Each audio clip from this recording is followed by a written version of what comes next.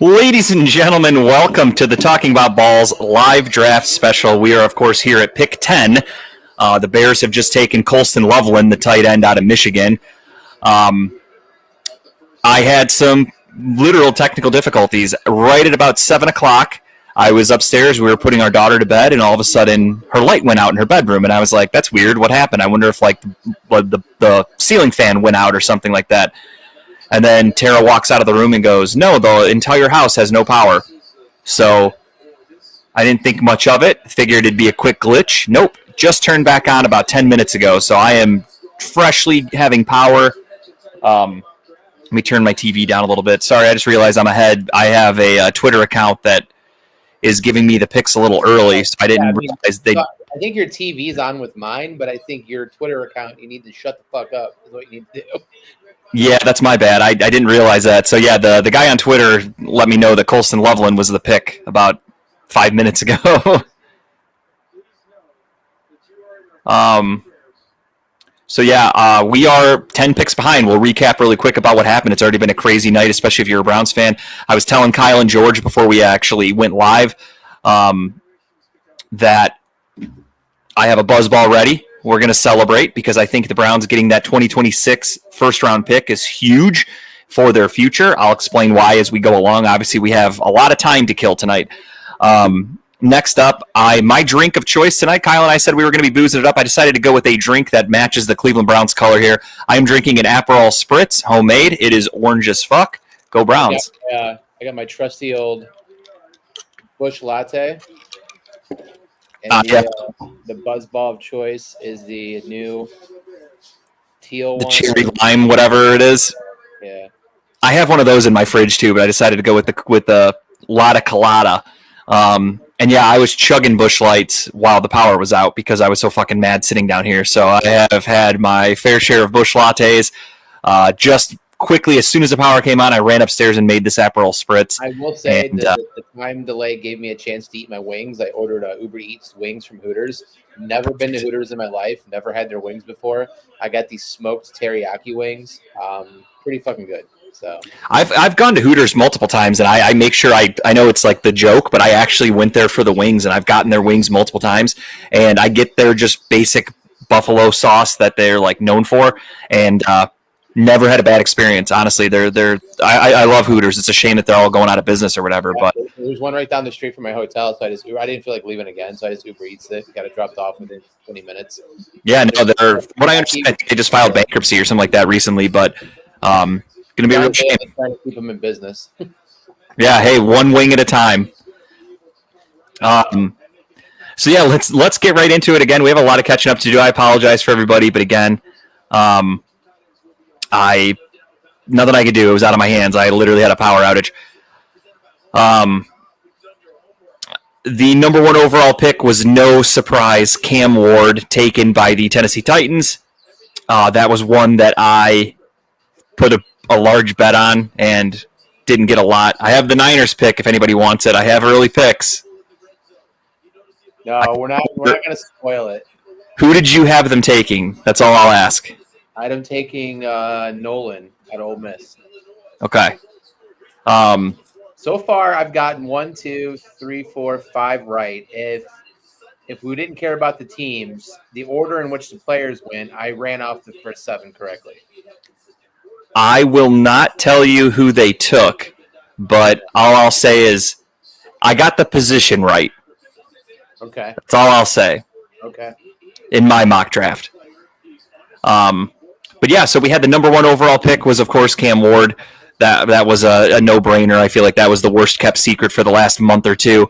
Then the number 2 overall pick, the Cleveland Browns are on the clock, and the Cleveland Browns make a trade. My buddies who are following these accounts that get everything early, they started texting me way in advance, and they told me, because my buddy Craig, his son is a Jags fan, so they immediately started texting me, and they started going, Jags are on the clock. Thank you, Cleveland. And I was like, where the fuck are you seeing this at? Like, I'm not seeing this anywhere because I didn't know which account they were following. And then they told me.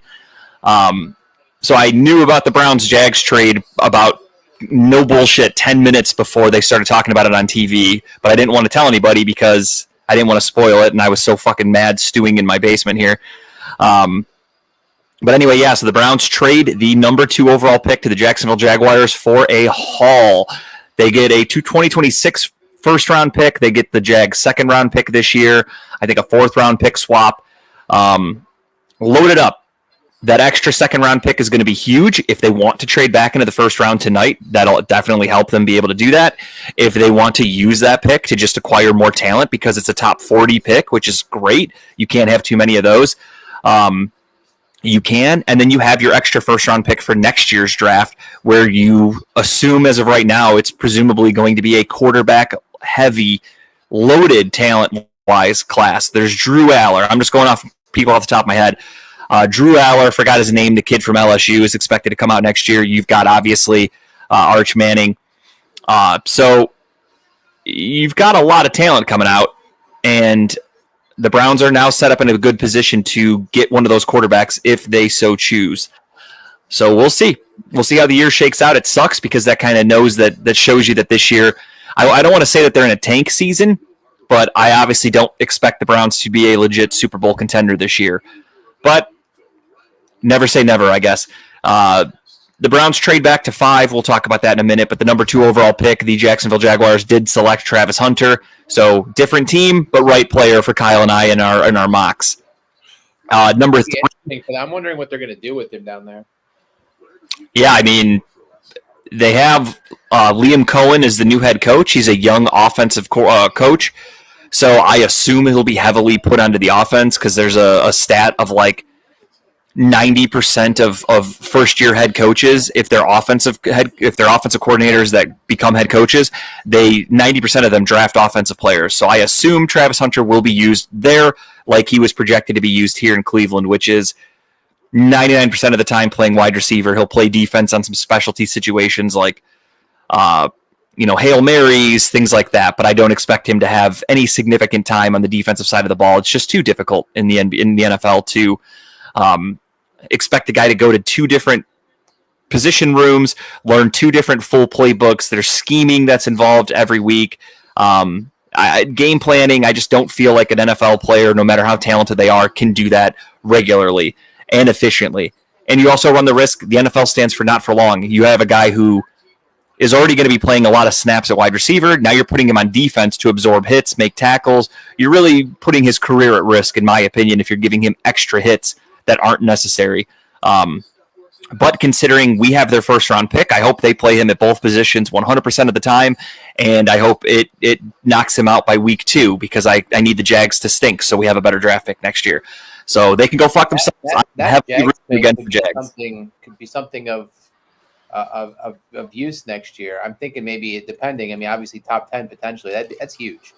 I mean, getting that pick for us next year is so big. And like you said, getting that extra second round pick this year, I don't think people realize. Like I put it on Facebook and people are like mad at it. Like we just fleeced. I saw the one guy commented on it and he was like, "You're like, what a haul!" And he just put for pick 5. It's like we got so many other picks. Are you not reading the whole thing? The Jags just made a Browns-like trade, like the Browns did for Watson. Like we just kind of fleeced the Jags for a lot of their picks for a guy that's unproven, right? So what's funny is if you think about it, I know they got to use their own first-round pick, but they basically used 2 first-round picks and an early second-round pick, which is almost the equivalent of a first-round pick. Truth be told, it's pick number 36. To trade up for a wide receiver. Yep. A rookie wide receiver who they don't know how he's going to be.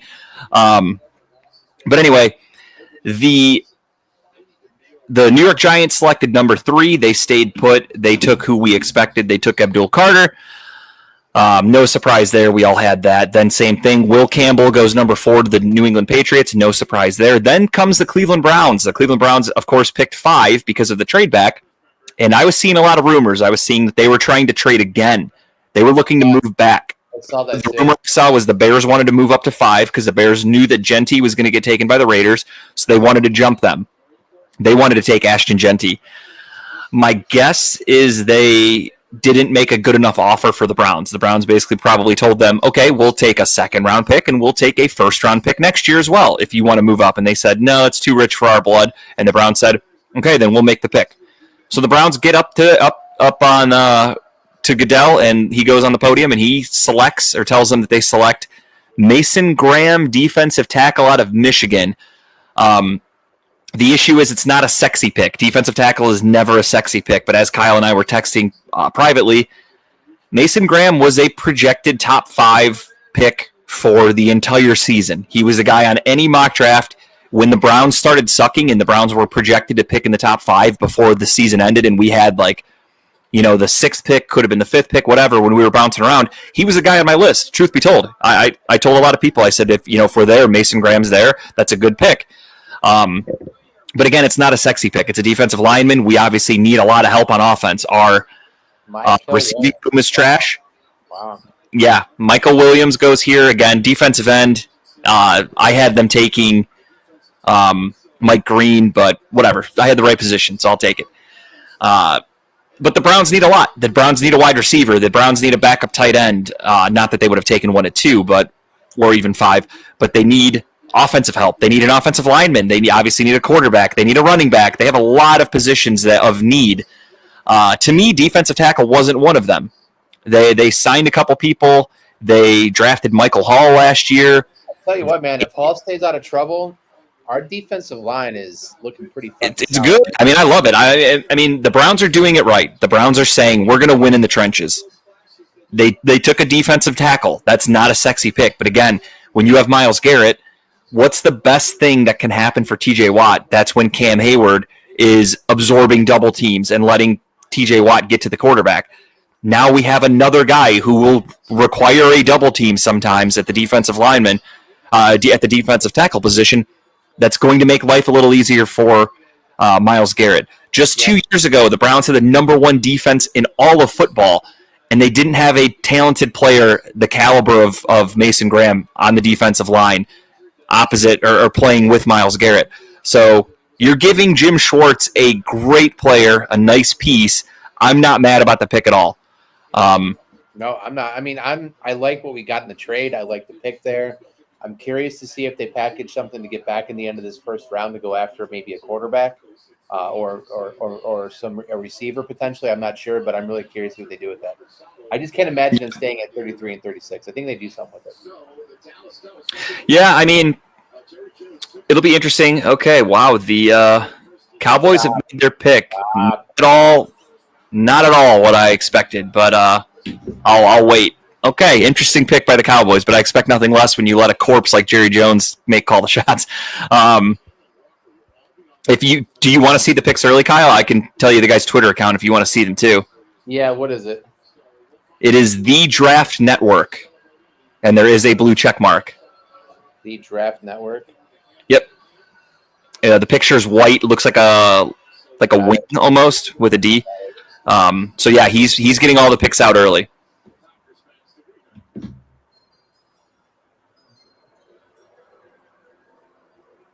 Wow. Okay. Yeah, not at all what I expected for them. But I mean, it makes sense. Zach Martin retired, so he's saying it right now, so I'm not spoiling anything. They are taking Tyler Booker, the guard out of Alabama. But yeah, with Zach Martin retiring, they needed help. So it makes sense. Again, not a sexy pick, but it's a need. You win inside the trenches. But yeah, so the Browns take Mason Graham. He's officially a Cleveland Brown. We're going to get caught up on all the picks here, and then we are going to do a buzz ball because the Browns have a new player, and we are excited for him. Pick number 6, no surprise there. The Las Vegas Raiders select Ashton Jeanty. I think everybody and their brother knew he was going at 5 or 6. It just depended on which team liked him more. And the Jags apparently liked Travis Hunter. I did find it interesting, though. I don't know if you caught that. Travis Hunter was getting interviewed, and they said, what are your thoughts on getting drafted by the Jags? And he goes, kind of weird. He goes, I only talked to him once at the Combine.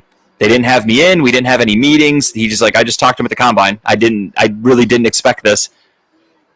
That's a Jags thing to do, I guess, right? Do little homework. You know what? We heard this guy's pretty good. Let's trade a bunch of picks for him.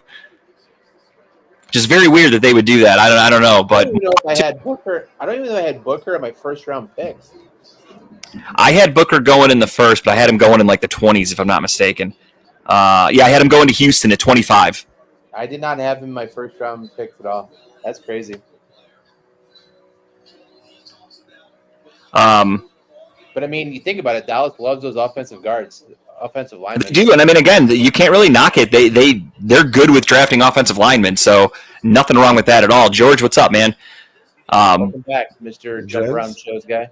We are just catching up with all the picks now. We're trying to update and get up to date. So, yeah, the 6th overall pick, Ashton Jeanty, goes to the Las Vegas Raiders. Again, no surprises there. Same thing with pick number 7, the Jets stay put. Jets select Armand Membu, the offensive tackle out of Missouri. As I said yesterday when we did our show, I know I picked Tyler Warren in my mock draft, but I said I was having fun with it, and I told Kyle I am not going to be surprised if they draft Membu, and sure enough, that's exactly who they took. I was just trying to have a little fun with my mock. Pick number 8 gets a little surprising. The Carolina Panthers. What's up? I said I did not see the Panthers taking him there. No, I knew they needed a wide receiver, but I also knew that their defense was awful. So a defensive lineman makes sense there. You need all the help you can get. They decide to go with Terrion McMillan, wide receiver out of Arizona, to give their year 3 Bryce Young a weapon. Then you get to pick number 9, and pick number 9 is the New Orleans Saints. This is where everybody and their brother thought they would take a quarterback. I had it on good authority that they had no interest in taking a quarterback, especially Shedeur Sanders. So they ended up staying put, and they took Kelvin Banks, the offensive lineman from Texas, who is a tweener. He played tackle. He's projected to be a guard in the NFL. He fell. He was a guy who, for a long time, was projected to be a top 5 pick, and then everybody had him possibly being a pick in the 20s, and he ends up going 9. So more power to him. Again, a non-sexy pick by the New Orleans Saints. Then we get to pick number 10. This is where it gets interesting. A lot of people had Tyler Warren as tight end number 1. The Bears did not agree. The Bears took Colston Loveland. Oh, what's up, Paul? And hey, what's going on? Hey. Paul's not a fan of the trade. Hey, that's fair. The Browns are loading up for next year. As unpopular as that is for people to hear, they're building in the trenches. They got an extra first-round pick for 2026 to get themselves a potential quarterback. This year's quarterback class, I have been on record as saying I think this QB class sucks. You are not finding a franchise-changing quarterback this year, and by getting I think you're finding move. a stopgap. A stopgap would be Howard out of Ohio State, and he could, under Flacco, maybe learn some things. He had a very piss poor combine, but his record shows that he's a national champ. Yeah, unfortunately, Tim Tebow was a national champ as well, so that doesn't always equate to the NFL. Will Howard has a lot of flaws in his game. He's a nice third quarterback on a roster. We already have one of those with Kenny Pickett, so I don't know if adding Will Howard does much for the future for the Browns. Again, he's just a guy who's probably going to be a career backup. I would expect the Browns to take a quarterback this weekend at some point. I'm guessing day 3 they'll take a guy like Kyle McCord. He's a good fit for the Stefanski offense, runs a lot of play action. Yeah. A lot of timing plays. So he's a guy who I would look for. But as far as the top 5 quarterbacks, none of them, in my opinion, make sense for the Browns. Obviously, Cam Ward was the projected number 1 pick for a lot of people for a while. Wasn't a huge fan of him personally. Shedeur Sanders, same thing. Jalen Milroe fumbles way too often. He had small hands before the combine. Then all of a sudden his hands grew. Didn't make a lot of sense to me. But yeah, it's magic how they grow inches. And then you've got other guys like Jackson Dart, who's another one that's flying up the draft board. He's a guy who, in my opinion, is a one-read quarterback who runs a very, very spread offense in college that doesn't work in the NFL. Right. Often than not. I mean, other than that, Johnny Manziel. What I would be happy with this next pick would be a Chubb caliber running back, because there's 2 out there that when I research draft picks or available draft picks for running back, and I mean, Chubb's a tough son of a bitch, but broken foot, twice injured knee. I mean, we're walking on glass at this point as far as he's concerned.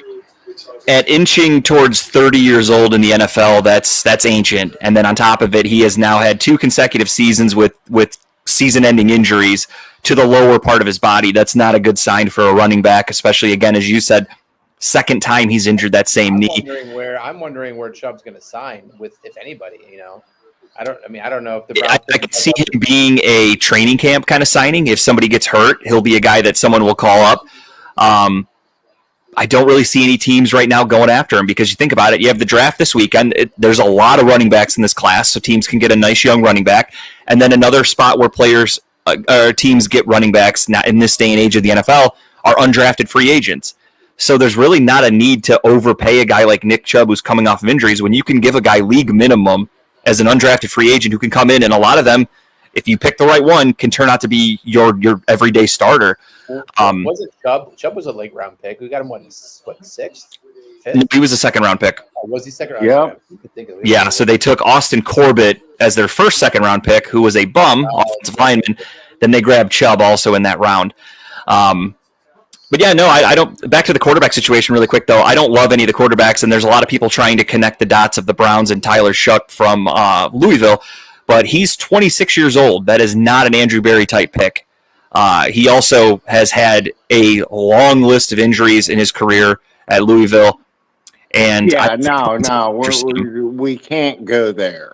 No. So again, I think day 3 we'll grab a quarterback, whether it's Will Howard, whether it's and the predictions, or like tomorrow's my date night. Every Friday, my wife and I go on date night, and we go to this nice little pub, and we just have conversations with people. And everybody that I talk to thinks Howard may be there at the bottom of the second or top of the third, where he could come in, but I just like him because he's a big body. He reminds me of Ben Roethlisberger. Based on all the draft pundits that I follow and everything, they expect Howard to be a day 3 pick, so he'll be there in rounds 3, 2, and 3. He's expected to be probably a 4th or 5th round pick, just because, again, he's got some flaws to his game. He's got a good size, but he has a lot of flaws that need work, and that's what unfortunately hurts you on the draft board. Yeah, it does hurt you on the draft board, but once again, I don't know if you're in management or anything, but you can take a mediocre. You notice how I threw that in there, Kyle? Yeah. If you're a mediocre player, but you get mentored by somebody that's seasoned like a Flacco, who can say, Flacco goes out, he makes his plays, and then he comes back and he talks to the kid and says, did you notice how I picked up on this? Or did you see that read? Or how I picked the defense apart? Yeah, I totally get that. Don't get me wrong. I would love for the Browns to find a quarterback on, late day 2, early day 3, and get him to become a starter. But the track record of that in the NFL is so slim of any quarterback not in the top 2 rounds being worth a shit, truthfully. The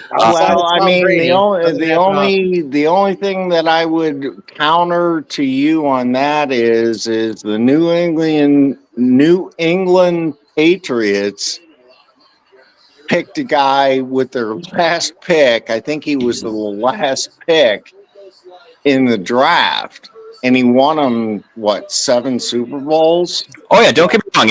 I know it's happened, but that's out of the tens of thousands of players drafted. Oh, I know, but I'm a Browns fan. I can pipe dream. The next Brady. No, I get it. Trust me, as Browns are going to draft you. Browns fans, they're going to get you out there. It could be fun. I said, Paul, So they're going to draft you next. They're going to draft you this year and get you out to play quarterback, Paul. You ready for that, Paul? Have they ever seen me play golf?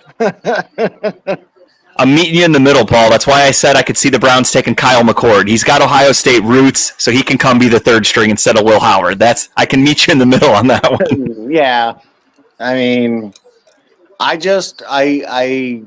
want a tall quarterback. That's my only.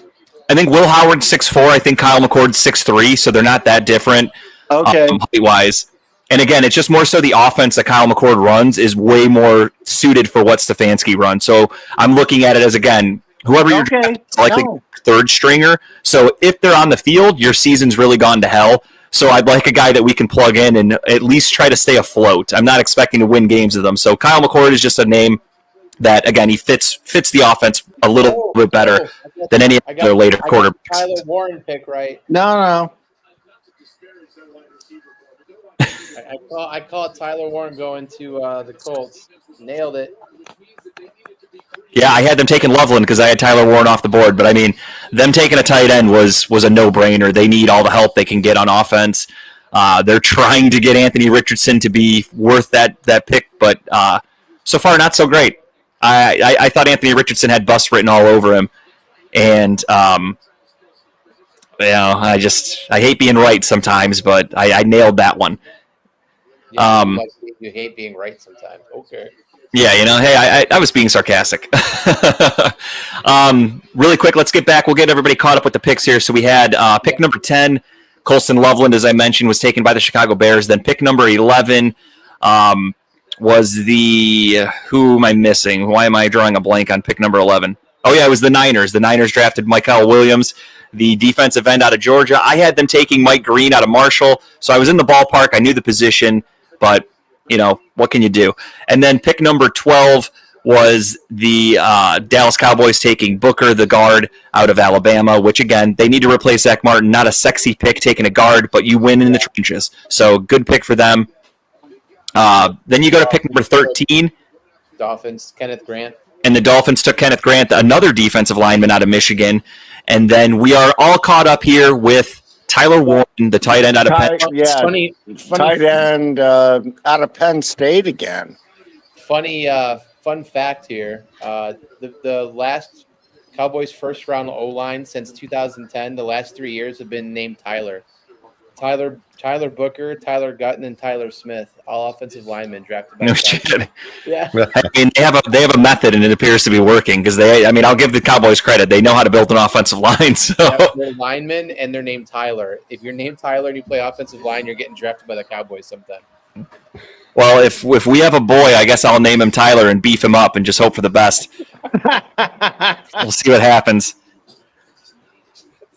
I'm not mad with the 49ers pick. I mean, they needed that. They needed a running back. Pick your brain here, George. I know you're a Niners fan. Explain your fandom for the Niners. We have a lot of time to kill because we're only on pick 15 of the draft. So tell us how Just- you Like I said, San I'm a Cleveland Francisco. fan by birthright. I'm 49ers fan by choice. hey, we all make bad choices in life sometimes, George. It's okay.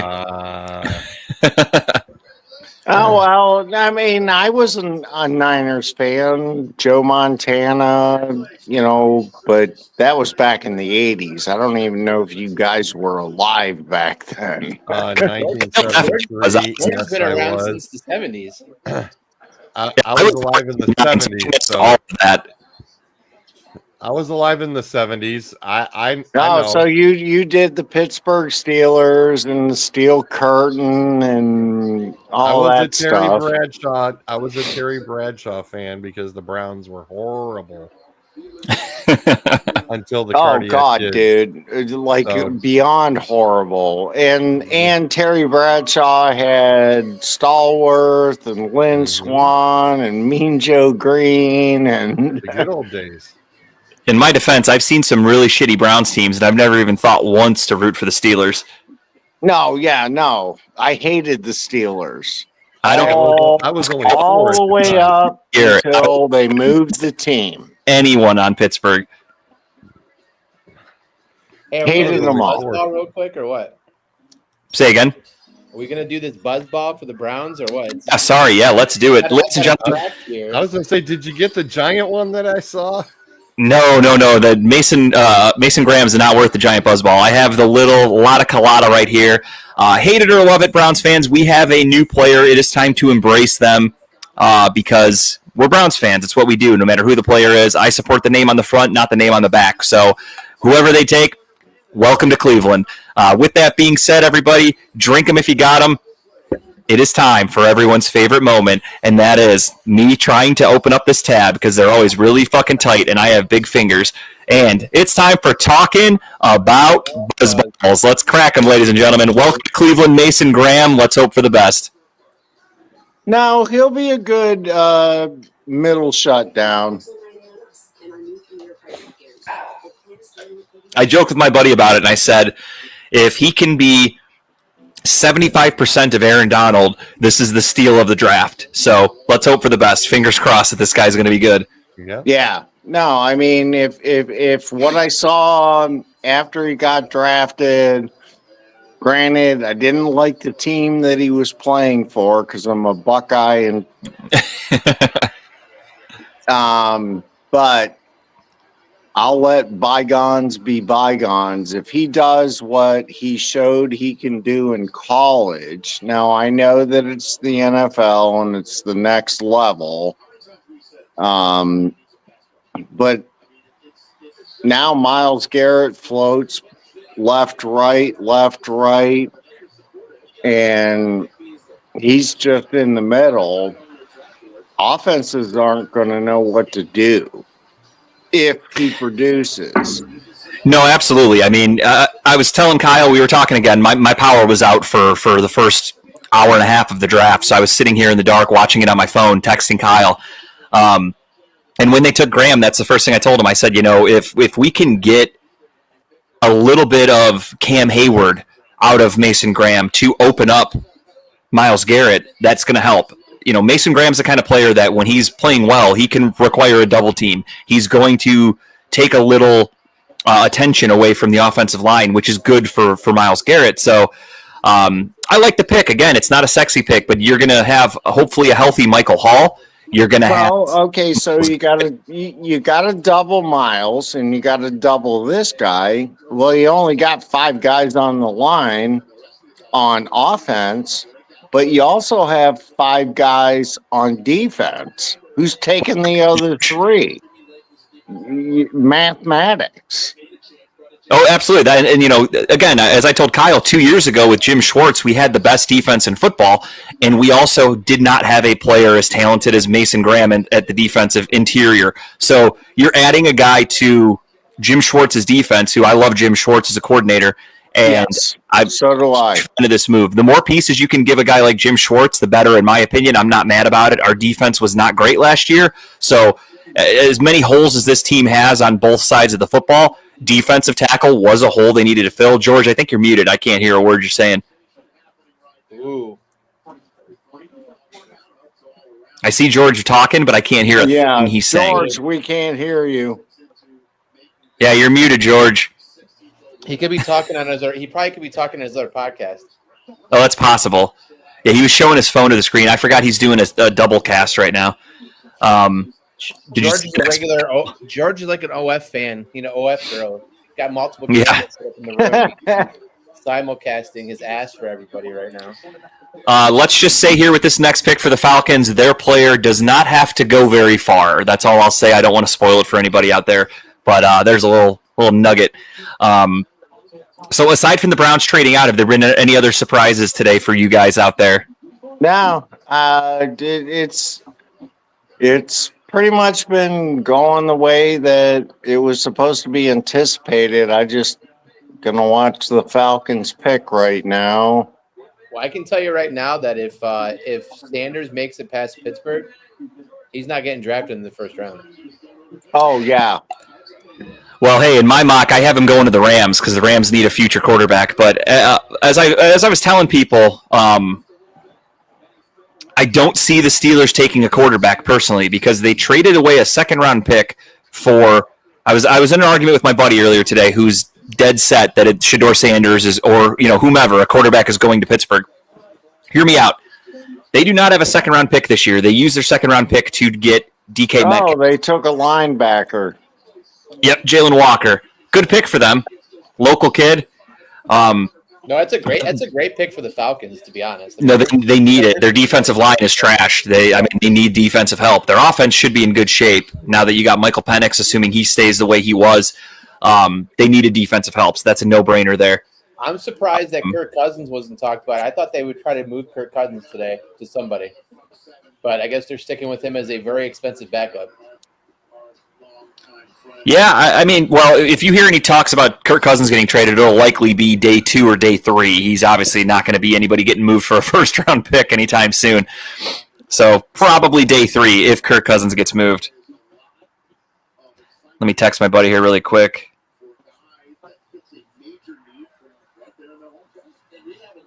No, I do like this pick for the Falcons, though. I mean, they're a good team, right? They showed flashes last year. I mean, a game away from the playoffs. If they didn't choke at the end of the season, they were a playoff team. Yeah, I mean, but solidifying the defense, and I think they've made some signings in the offseason too for the defense, right? I mean, they're filling pieces right now. They should be a contender in that very weak division they play in right now.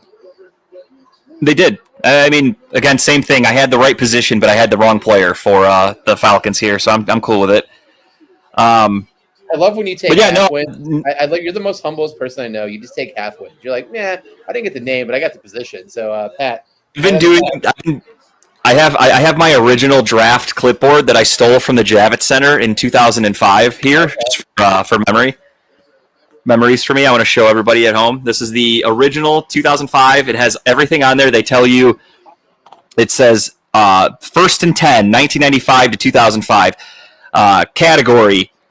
1995, website name was NFL Sidelines. The web address was NFLHome.com for 20 million internet users.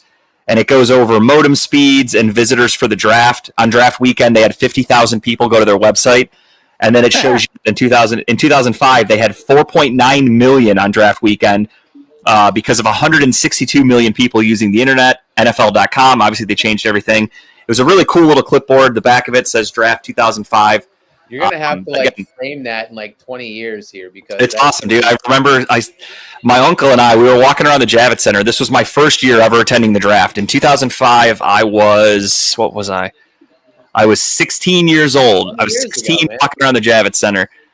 And there was a section where they had all these binders and papers and stuff that somebody had left unattended. So we walked by and my uncle was like, grab that binder, just tuck it in your arm like it's yours, walk away. And I was like, deal. So I took it. I got a couple folders and shit. I remember I met Charles Woodson. I met Jonathan Vilma. They autographed my poster or my folders. I still have those autographs somewhere. But this clipboard has come with me to every apartment I've lived in, my houses I've lived in, and very happy to have it. So I brought it down here for a little history lesson for everybody to show you guys. But nice. He said what I was getting at was, yeah, I'm very humble about my picks, and I like to brag a little bit, Kyle. Okay, a little bit is a little understatement for you because I like it. Feels good to be half right because that means you're in the ballpark. Again, with a mock draft, getting the right pick is. Hold on. Let me see here. I had the Falcons taking an edge, so I was right too. So half right. All right, Cardinals are in. Take that credit. Here come the Cardinals. Cardinals have selected, but it is not updated here. Again, I won't spoil for anybody, but we are getting the picks a little early here. I gave Kyle the account. I know that Seattle doesn't pick here for a couple, but I said on Monday that a couple of years back, they turned around and signed a couple of free agent quarterbacks, and everybody thought they were fine at quarterback, and they ended up drafting Russell Wilson. Yeah, they signed Matt Flynn. Matt Flynn had one good game in Green Bay, and they gave him a huge fucking contract. Exactly. So, spoiler, could Seattle end up taking a QB here? I hope it's Jalen Milroe because if it is, I win over $2,000. So please, fingers crossed, Jalen Milroe. I don't even give a fuck if it's to Seattle. What was the bet? Jalen Milroe in the first round? I need Jalen Milroe to be the second quarterback drafted. No shit. That's it. All I can think about when you say Seattle is I want all my picks back, you pancake eating motherfucker. Draft Day, the best worst movie of all time. It is I the best swear. worst movie, but as a Cleveland fan, I like that movie just because it was kind of cool to see, right? You know, as a Browns, Yep. but So here's my bet, Kyle. It's hard to see. Sorry to interrupt. I have Walter Nolan, defensive tackle. Interesting. I have Jalen Milroe being the second quarterback taken. I got it at plus 8,000. I bet $25.55 on it to win $2,044. So if Jalen Milroe is the next quarterback taken, I win over $2,000. So Nice. fingers crossed. all right, here comes the Cardinals. Walter Nolan, Ole Miss. Defensive tackle of I had him going to the Miss. 90s earlier. I had him going. Oh, I think I had defensive Nolan. tackle, Old Miss. I think I had him going.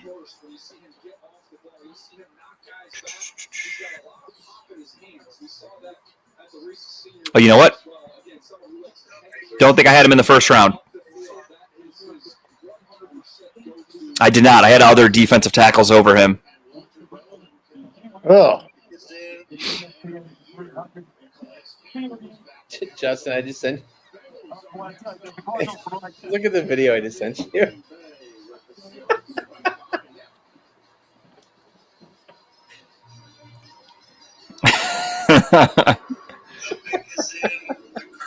Jory.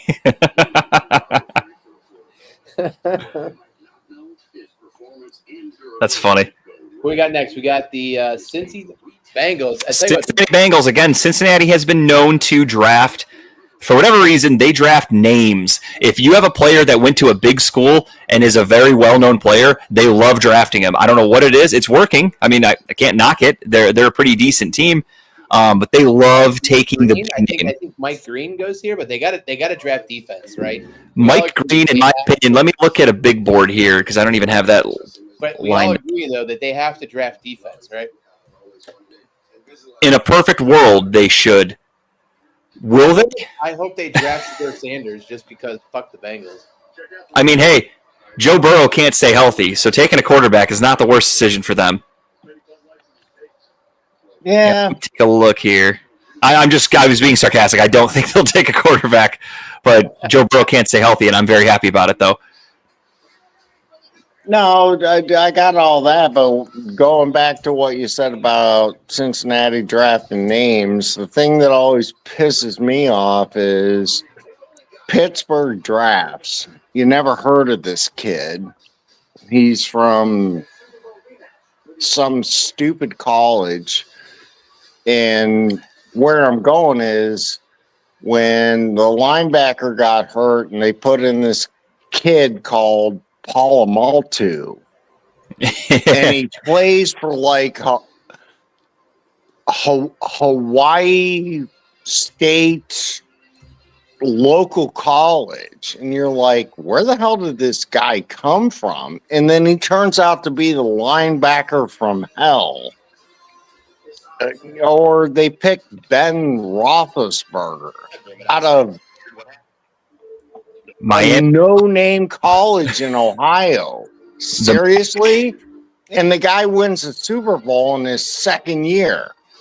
I'm like, I have so many reasons to hate Pittsburgh. It's not even funny. Yes, Maybe it's because the Browns suck at picking people. that's fair. Yeah, we have top 10 picks every year, and we can't get anybody decent, and they draft a guy in like pick number 300, and they get a future Hall of Famer, and you're going, what the hell? Yeah, But that's Pittsburgh luck. I forget the gentleman's name at the on my screen. It's the top left corner, but he's old school like me. Who picks Jack Lambert out of Right? Kent State? And the guy is like a machine. He was like a nightmare linebacker. James Harrison was an undrafted free agent out of Kent State, and he's going to the Hall of Fame next year. And he just wreaked havoc on the Browns for a decade. Yeah, Jack Lambert. He was out of Kent State. Mm-hmm. They just know how to pick them. And so Okay, I got. Sadly as it Did you see it? sounds, as sadly as it sounds, so I thought Jimmy Haslam coming over. I'm like, oh, cool. He owned 10% of Pittsburgh, sold out. Now he's buying the Browns. He's going to bring in their draft process because he knows how they drafted. And what do? Piss away $250 million on the worst fucking quarterback pick I've ever seen. George, you okay? Let me call 911. Oh my gosh.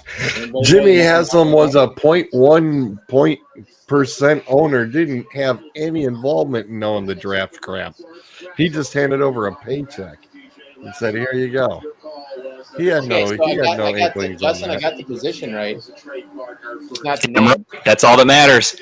Half wins, baby. Half wins. I hate it. I hate it. Take those half points. I do.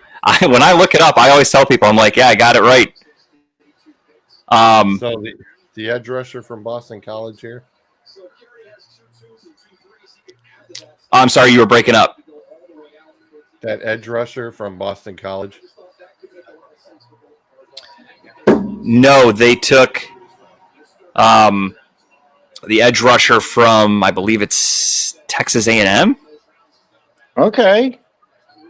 I don't want to give the name, but I think he went to Texas A&M. Let me.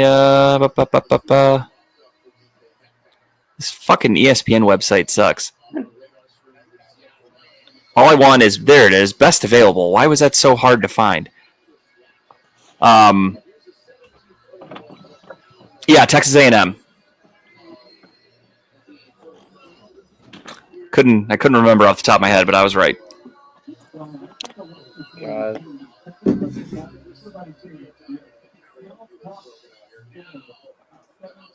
I mean, good pick for them. They need it. They need defense. No, 100%. That's a huge need for them.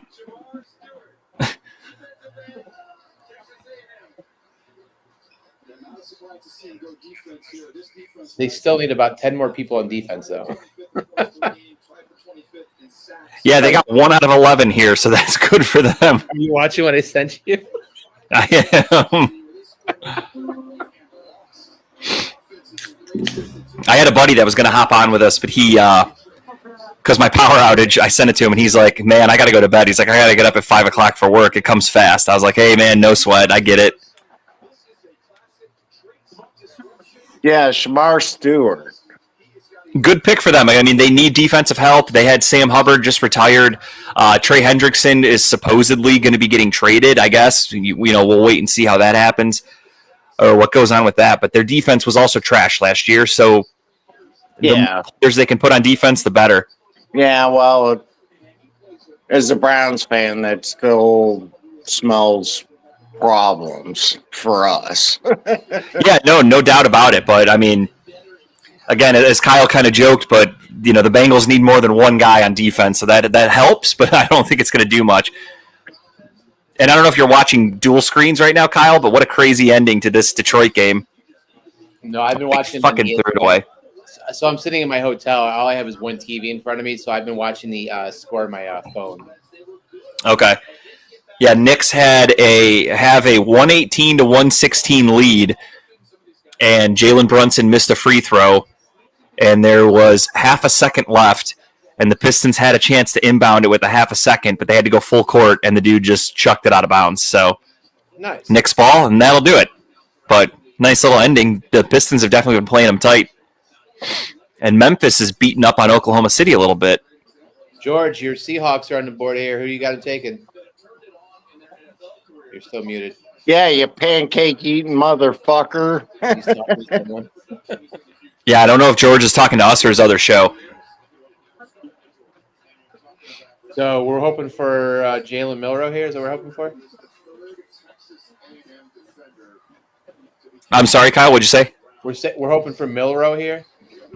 I'm praying for Milroe. Again, I just want Milroe to be the next quarterback. I don't give a fuck where he goes. I hope it's Milroe here. I just need him to be the next quarterback taken.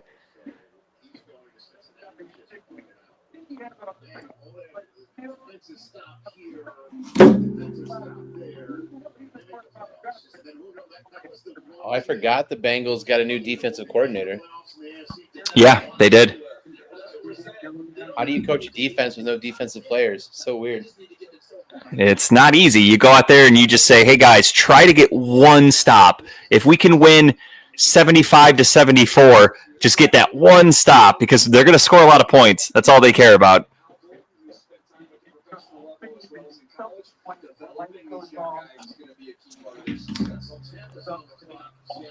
So Seattle has made their pick. God damn it, better be I got Jalen them Miller. taking a linebacker here, but we'll see what happens. Where are you at that you're getting these picks early? No, we did like a pre-draft, Paul. Yesterday we did like a mock draft of our Mock own. drafts yesterday. So I okay. had them picking like a linebacker in this position.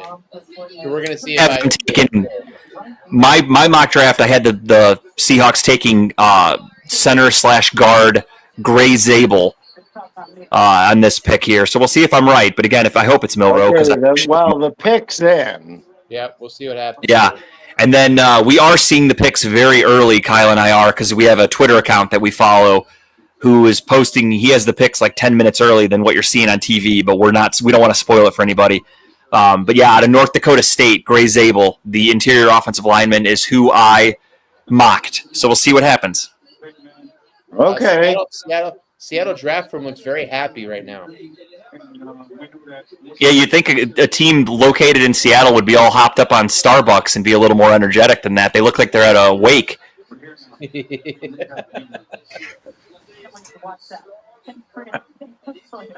Well, the reason why is because Glad I wasn't the only one thinking that they should have had some more Starbucks cups in there. Yeah, I couldn't believe it. Didn't see one. Just saw a bunch of tired people. Yeah. No Starbucks. It's a bunch of Dunkin' Donuts.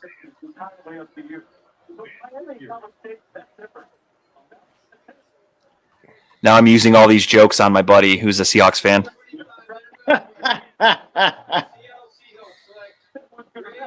Great. Fucking nailed. That's a whole point there, Kyle. That's a whole point. Right there.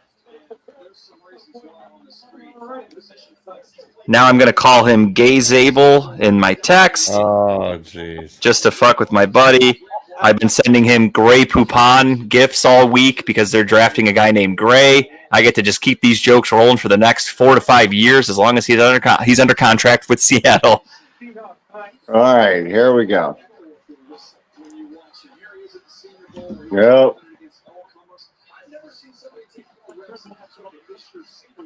I mean, are they desperate on offensive line? Are they weak there?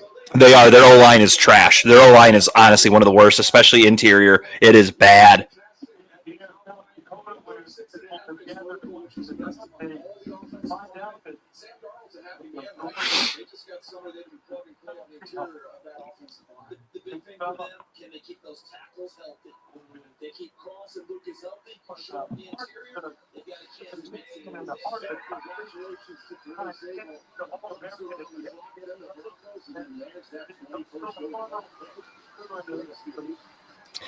All right, Gray Zabel is the pick for the Seattle Seahawks, so that is a late pick that I fucking nailed. It feels good when you get one right in the later rounds. It's easy to, top 10, you can kind of guess your way around it. And then when you get a random one like this, when your board is all over the place, because obviously basically picks like 6 through 18 have been not the right players. So to get one right like that feels good. It's a nice little win. we got Pittsburgh coming up in 3 picks here. Who are they going to fuck up here? Now he looks like a good left tackle. They need it. They need the help. He's an interior lineman. He'll play guard, but they desperately need a guard, honestly. Who's their quarterback? Okay. They have Sam Darnold. Oh, that's right, Sam Darnold. Yeah, they gave I'll be Sam right back, guys. $100+ million. No worries. Take your time. We're here all night.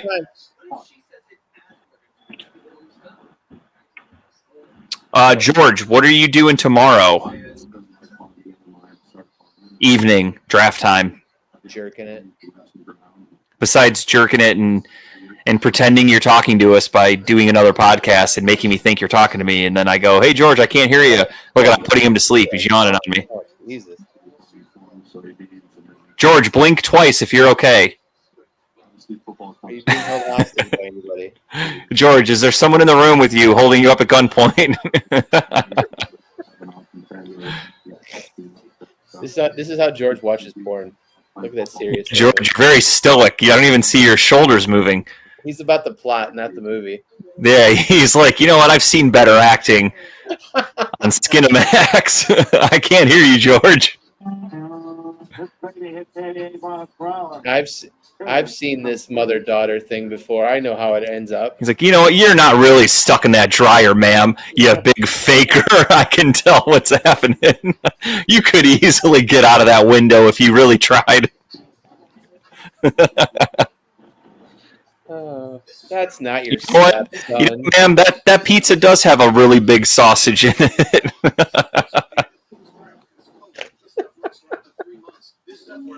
Oh, Jory said he's trying to find his webcam. He's going to jump on if he can. He could just use his phone. It looks great from that angle. He's killing it right now. George.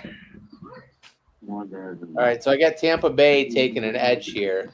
I got him taking that Donovan Iziraku. Or whatever. Yeah. I have.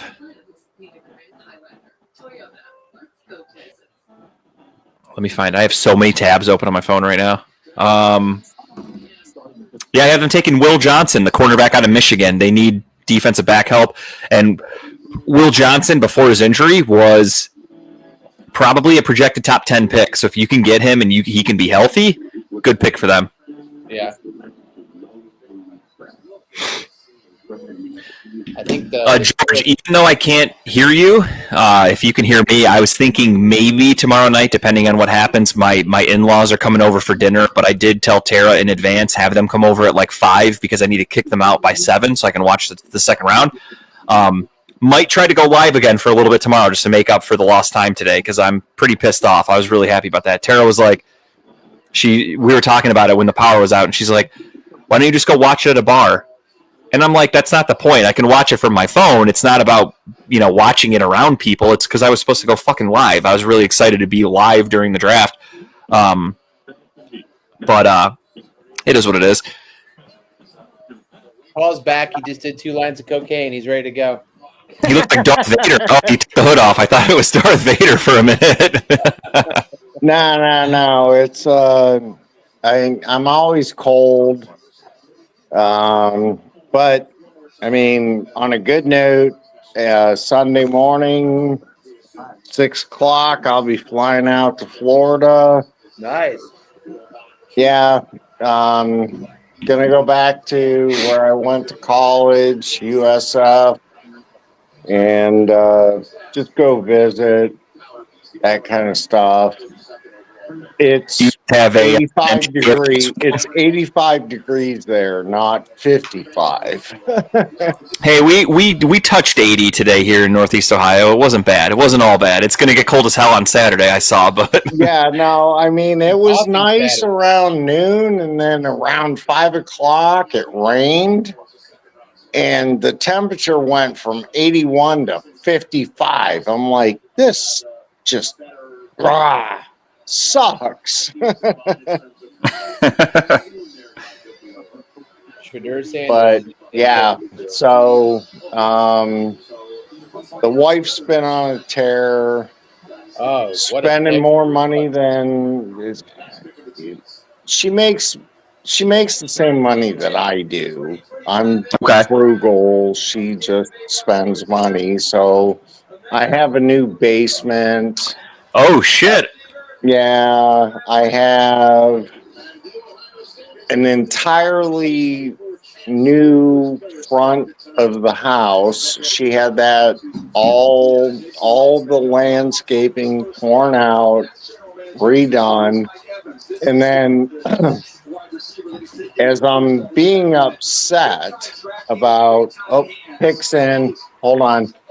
This one's going to get you excited here, Paul. I'm a little ahead of you. You're gonna like this one. Baker's gonna have a nice person. Oh, fuck. Yes. Yeah, I'm simulcasted right now, and I am not disappointed. I finally get to buy a Buccaneers jersey. Yeah, no, that's George, you got that's someone no, backstage. that's speed, hands. That's a good Speed, pick. I had hands. Ibuka was a Good weird route prospect. He's a guy who at times I saw people say could be a top 10 pick, and then I saw day 2. As a guy who watches regularly Ohio State, very talented, really good wide receiver. Ohio State's quickly turning into wide receiver university, and Baker Mayfield gets another target to throw interceptions towards, and you got to love that pick if you're a Tampa Bay fan. Wow. George, do we have someone backstage you can let in? Yes, sir, we do. There he is. There he is, Travolta himself. Jory, what's up, dude? I love it. How you doing? How you doing?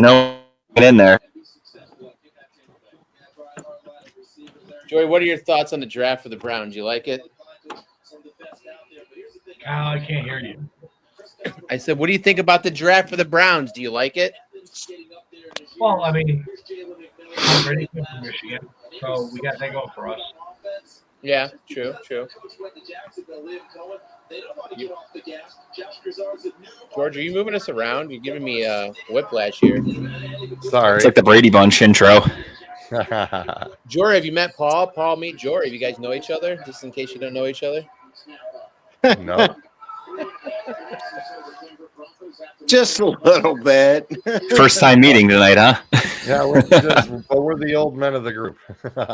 Wait, I'm sorry, who's Paul? Yeah, he's new. He's a new guy. He just joined our MGA. George, while you were doing your simulcast with the other people, what's your deal tomorrow? Are you available? Negative, Ghost Rider. I am not available tomorrow. Perfect. I will have. I'm just kidding. I will have this available for you, though, if you need it, sir. I was going to say, I don't think I'll do the whole night, but I would like to hop on maybe tomorrow night for a little bit just because the Browns are picking now 33 and 36. Right. It's available to you all weekend long. Bryce has basketball commitments. Oh, they traded? They traded for the 36? Yeah, the Browns got it from the Jags when they that part of that trade today. The Browns got their second round pick. There was a lot more to that trade than just number 5. The Browns are loaded. They got next year's first. They got pick number 36. This year they got an extra 4th round pick, if I'm not mistaken. Honestly, that was a huge haul for the Browns. But obviously, if Travis Hunter goes on to become a future Hall of Famer, then everyone's going to go, what the fuck were they thinking? But as of today, great trade. Yeah. So yeah, for tomorrow, I might hop on and go live. No, I thought the Hunter, it would have been a fantastic pick. I mean, the guy's going to be a superstar, but yeah. I'll take middle defensive line. So now I just have to wait for 33 and 36 to see where the mindset was.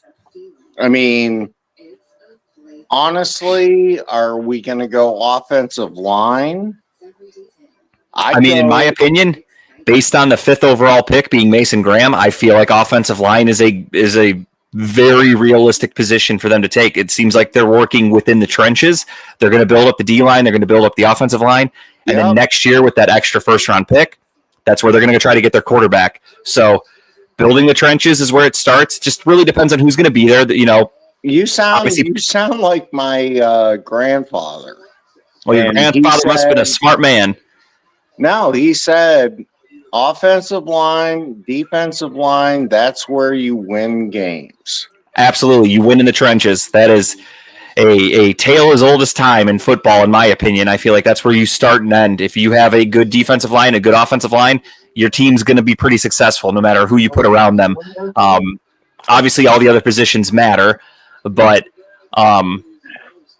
that's where it starts. And I think throwing Mason Graham on a defensive line with Michael Hall, with Myles Garrett, with whomever they might come away with. We currently have, Okoronkwo at defensive end, but I saw that he is kind of being tossed around as a trade candidate. So we do need a little defensive end help. And then offensive line, our offensive line, if everyone can stay healthy, is fantastic. It's just a lot of guys are getting up there in age. So, we're going to have to start replacing some people. Like you said, or like I said earlier, so you throw the middle line, and now you got Myles Garrett. That cuts half your field off. Half your field. Does he line up on the left? Does he line up on the right? You got this guy in the middle, and he's coming full charge, and he's young. Yeah. I love it. I mean, again, if we can get a similar player to, I'm not trying to give him the most pressure and weight on his shoulders, but if we can get a somewhat Aaron Donald type, a somewhat Cam Hayward, just a game-wrecking Gerald McCoy from years ago, just one of those game-wrecking defensive tackles, if we can get that out of Mason Graham, this pick is a home run because you already have Myles Garrett, who is arguably the best defensive player in football. So it's not a sexy pick. Nobody wants to hear defensive tackle at number 5, but in the grand scheme of things, it could turn out to be a great pick when he actually gets onto the field for Jim Schwartz. And we currently have Goodell at the podium for the Denver Broncos pick here. So we'll sit back and let everybody listen to that. Okay, well, I was outside having a cigarette, so I had to go back inside. Let's see who Denver picks.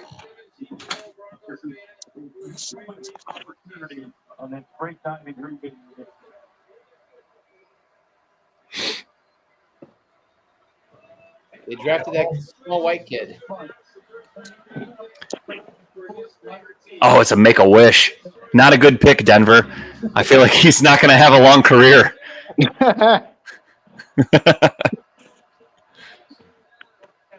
Oh, he could be a quarterback for the Browns. He's short enough.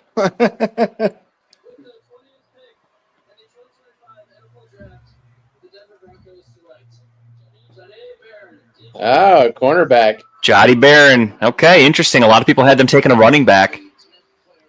They said, you know what? We already have Patrick Surtain, the second defensive player of the year. Let's get another cornerback out here. All right. Let's see Pittsburgh shit the bed on this now. No, they're not going to shit the bed. They always do well. It'll be like one of those, who is that? And then 2 years from now, we'll be like, holy crap. I remember when they drafted him. So he's still available on the board. I had them taking Derek Harmon, the defensive tackle out of Oregon. So we'll see what they end up going with here. I actually had him taking Harmon too. So I'm curious.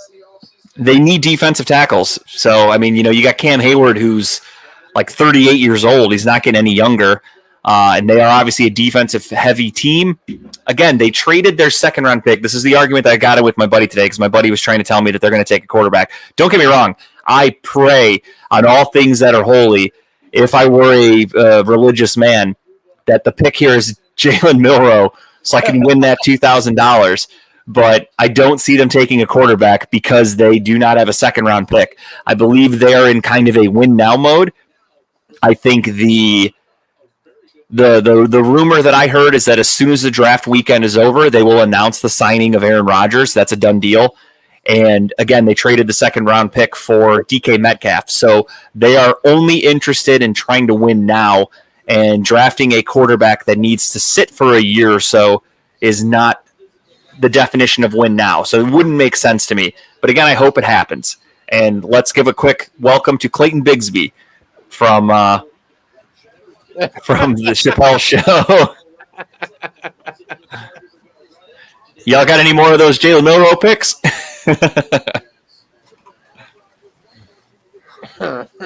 So Pittsburgh definitely goes running back then. Amarian Hampton was a heavy Vegas favorite, the running back out of North Carolina.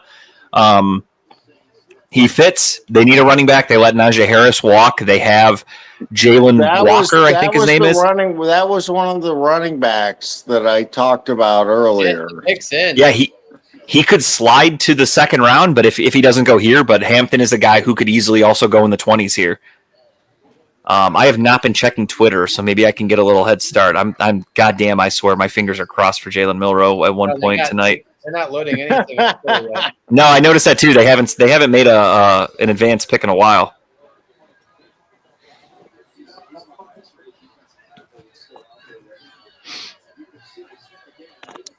Oh, they're cousins. That's cute.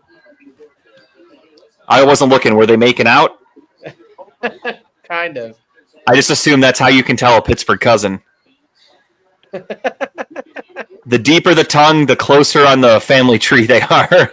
Oh Jesus! It's like, oh, those two, they look like first cousins right there. His tongue touched the back of her throat.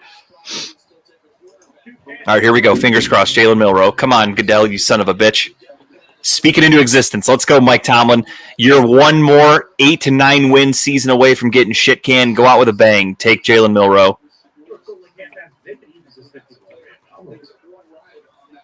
Well, Justin, you're going to be happy for two reasons. Oh, they're talking quarterback on the TV right now. So, Well, one. Kyle's got the pick. Okay. All right. Well, I mean, it's a good pick.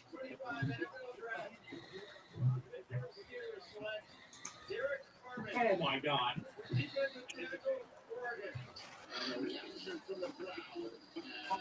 Was that Mel Kelper saying, "Oh my God, they went defense"? I'm watching NFL Network. Whoa! What? That was who I had in my mock. Okay. Wow. George, you froze.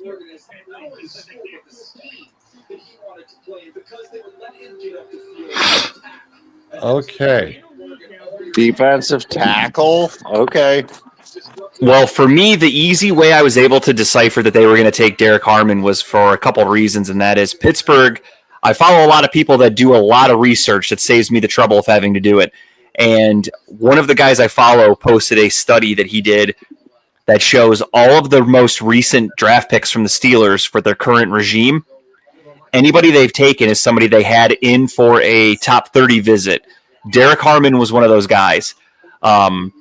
So I kind of just went through their list of top 30 visits of who I think would actually be there at 21, who's actually worthy of the 21st overall pick.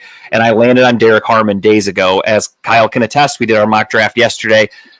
We both had Derek Harmon going to Pittsburgh and fucking nailed it. So again, feels so good to get these late picks. I got Gray Zabel. I got Derek Harmon. Let's keep it rolling with these late first round picks. I got Harmon too. It's okay. Now, and if you look at this kid, he's absolutely picture perfect. If you're watching the TV in the interview, he's absolutely Pittsburgh perfect.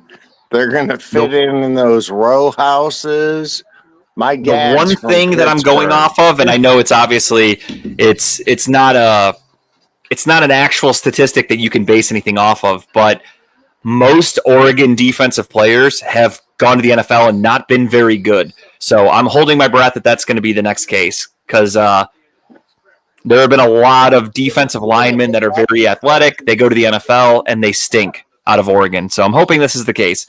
But with the Browns' luck, yeah, he'll go on to be the next Aaron Donald. Mason Graham's going to be out of the NFL in 4 years.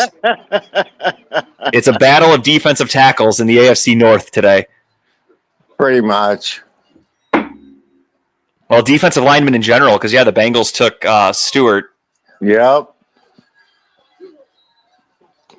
Am I going to tell George his screen froze?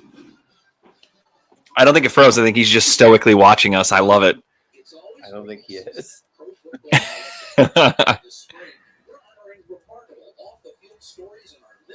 I'll send him a message here. George, you are frozen.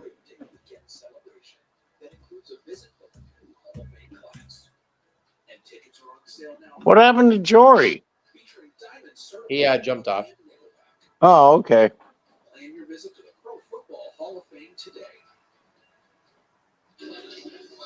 10 more picks. I don't think I'm gonna make it either. I gotta get up.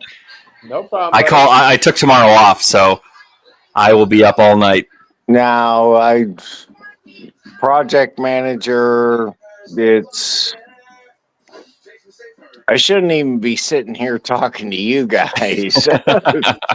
I should be working, but I'm going on vacation and I've got 3 major projects shipping next Wednesday while I'm on vacation. So the wife's going to be exceptionally pissed off when I take my laptop on vacation. Hey, sometimes work doesn't stop. Oh, it never stops. But I mean, it pays the bills, so she'll be sitting by the pool drinking some icy drink. Hell yeah. And 10 to 2, she'll lay out from 10 to 2. I'll put in 4 hours. Then I'll close my laptop. I'm going to go eat some really good seafood, walk the beach. I'm Irish. I can't sit in the sun anyways. I'll burn to death. I know that feeling.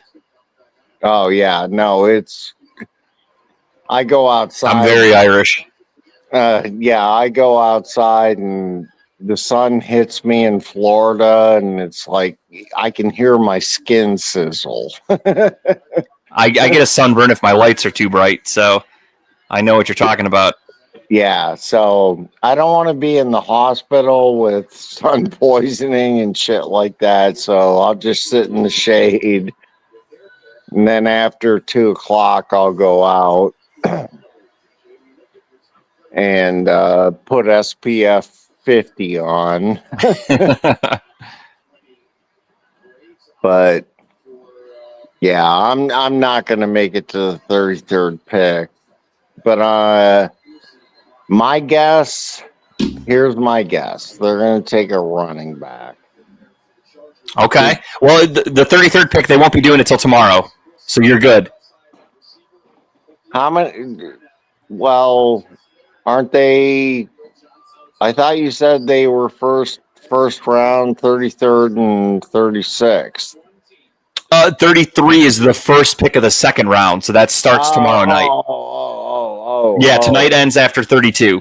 Yeah, so you're good to go to bed if you want to. Yeah, and unless the Browns trade back into the first round, you're good. You're not missing anything from them tonight. They'll be picking first thing tomorrow at 7 o'clock. Oh, okay. Never mind. Okay. So they're doing the second tomorrow. I'll join you guys tomorrow. What time does it start? It starts at 7 tomorrow. They do the second and the third round on Friday night, and then the rest of the draft is Saturday. Yeah, Kyle, tag me in Facebook so I can join this again. Okay? Because I had a really good time. All right, man. Hell yeah. Thank you for joining us. All right, guys. Have a great night. Thanks, man. You do the same. Bye-bye. Still on the board for the Eagles. Will Johnson, Malachi Clark, Jahan Taylor. Can you I think guys hear me? George froze again. It's the same photo, but he's back. I was Or the gonna same say, this the is same spooky. thumbnail. This is You look identical, but you restarted, came back, and your picture didn't change, but you're gone, and now Paul's frozen on there. There you go. There he goes. So what is up, everybody? How are you guys doing? Thank you, Paul, for joining. That was fun. I did have some friends that wanted to join, but because of the technical difficulties, it got a little too late for everybody. So that's why I figured we'll try again tomorrow. We got Chargers on the clock here. I got the Chargers. I had a Chargers taking a tight end, but he's already been drafted. So I had the Chargers taking a wide receiver. I believe I had them taking Matthew Golden. Yep. Matthew Golden, wide receiver out of Texas. So we'll see what happens. They don't need a quarterback, so I'm not holding my breath for Jalen Milroe here. I had Henderson, so There's really only one team that I could think of that would take Jalen Milroe. But again, it doesn't matter if Jalen Milroe can get drafted. He can go 33 tomorrow to the Browns. He just needs to be the second quarterback taken. And again, my big fear is I had the LA Rams taking Shador Sanders in my mock Oh. draft as the second quarterback taken, and I Chargers don't are need running that to out of happen. time. The I'm sure they Chargers are probably made the running out of pick. time.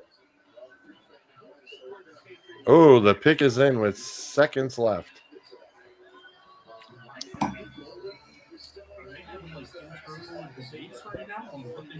I was going to say on which running back they should take. Who's that? The Chargers? Yes. Yeah, no, they could definitely use one. I mean, they had a decent year out of J.K. Dobbins last year, but I think he's a free agent right now. So, And Hampton makes sense. Henderson makes sense. Again, wide receiver would make sense to try to give another weapon to, your franchise quarterback in Justin Herbert. That's why I mocked him at what's his fuck? Matthew Golden. By the way, holy shit! I just looked at the score. Oklahoma City is getting fucking destroyed by Memphis right now. Wow, that's a very lopsided series. I mean, like, it's been just multiple blowouts. Like, this game is crazy. I didn't think Oklahoma City was going to be this bad tonight. Like, I don't think it'll affect the series, but this is a shocking night. I thought the way they've been playing, it's going to be a full 4-game sweep, easy peasy. They just want to finish on their home court. I mean, that's fair. Nothing like a round one celebration for your championship of the first round. I don't think they're making it out of the West, so you got to celebrate when you can. That's true. I am going to change the channel, though, because this game fucking blows, so give me a second to grab my remote. I am putting on the other game. I'm going to watch the Nuggets and Clippers. That is a much, much better game. Here we go, Commissioner. The pick is in.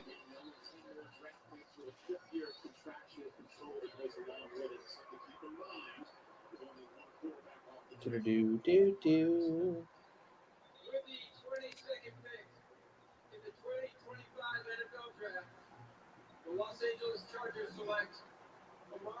Nice. Running There it back. is, running back out of North Carolina. It's a good pick for them. They lost what? J.K. Dobbins. J.K. Dobbins, yeah.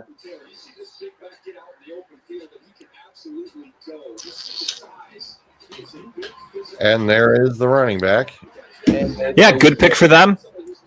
Helps. But I mean, to me, their biggest hole is wide receiver. They drafted. But they have no running back on the roster. That's Neither do the Browns, but we're not panicking over here, George. You find one on day 3. No. You find one in undrafted free agent, especially if you're Jim Harbaugh. Yeah, but he has no Gus Edwards. There's no J.K. Dobbins. There's nobody. Yeah, but I mean, their wide receiver number 1 is Quentin Johnston, so you could almost say they don't have a wide receiver either. Oh, they got Mike Williams back. What are you talking about? As I said, they have no wide receiver on the roster either. So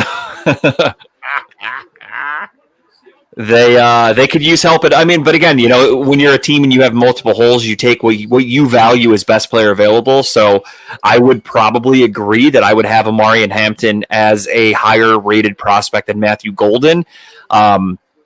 This wide receiver class this year is actually pretty decent, so I could see the Chargers taking a wide receiver tomorrow at some point, whether it's round 2 or round 3. Chargers need a wide receiver, and they decided to go with the higher value for them as running back right now. So good pick for them. Pretty much knew they'd go offense. Kyle and I both did. We just all had different positions. They need a tight end. Kyle had them taking a tight end. I know they needed a wide receiver. I had them taking a wide receiver. They ended up going running back because they also happen to need a running back. So really no surprises there. We knew it was going to be an offensive pick. It was just a matter of what they wanted. I got Green Bay taking defensive lineman here. I have a Buckeye going here. I have them taking an offensive lineman in Simmons here, and I think if I remember correctly. Yeah, Josh Simmons out of Ohio State. I have them drafting him here, offensive lineman. They could use a little bit of everything. I could see them taking Will Johnson here because I didn't have him falling this far, but they are expected to not have Jair Alexander next year. So taking I forgot to look at comments. Robert, what's up? Steve, what's going on? Shit, that was an hour ago. My bad, Steve. What a dick. My bad. So glad we're steering away from Colorado fools. Yeah, I mean, hey, nothing wrong with guys getting their jerseys retired for having 500 seasons in college. That's exciting.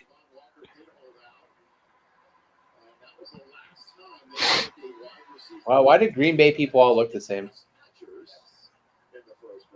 All that cheese and brat. That's what you get. I'm not gonna lie, I'm very happy I didn't go to this draft. It does not look very fun. I was gonna say that does not look very exciting. There's like nothing to do but stand in the middle of nowhere. No, that's it. That's why I didn't want to go. I was like, it's a horrible tourist town.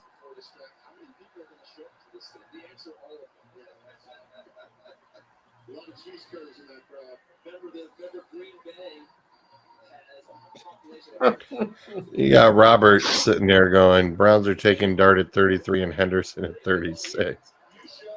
Good. Who does Mike hate? Mike hates the Browns. He doesn't like the Browns picks tonight.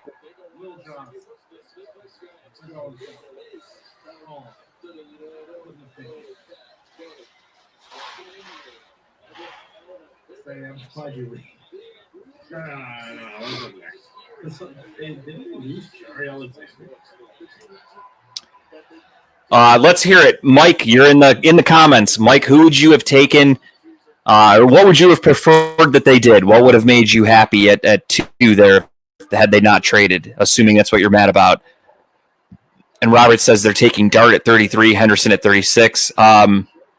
Nearly a 0% chance, in my opinion, they take a quarterback because they got that first-round pick for the 2026 draft because of the quarterback class. They're not going to spend a high pick this year on a quarterback. If their plan is to take a quarterback next year, that wouldn't really make a whole lot of sense. So I don't agree with that, Robert, unfortunately. I do think it was a good trade, though. I think your assessment of the 33rd overall pick, though, is false, inaccurate. But I'd love to hear Mike. If you guys want to chime in, if you guys want to hop on, you would have taken Hunter. I wouldn't have minded Hunter at all.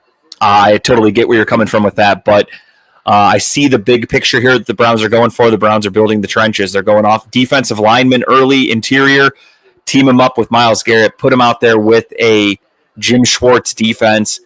And they're going to worry about the quarterback situation next year because right now, Travis Hunter, I get it. If you took him number 2, he would still be here for the next, hypothetically, you hope 10 plus years.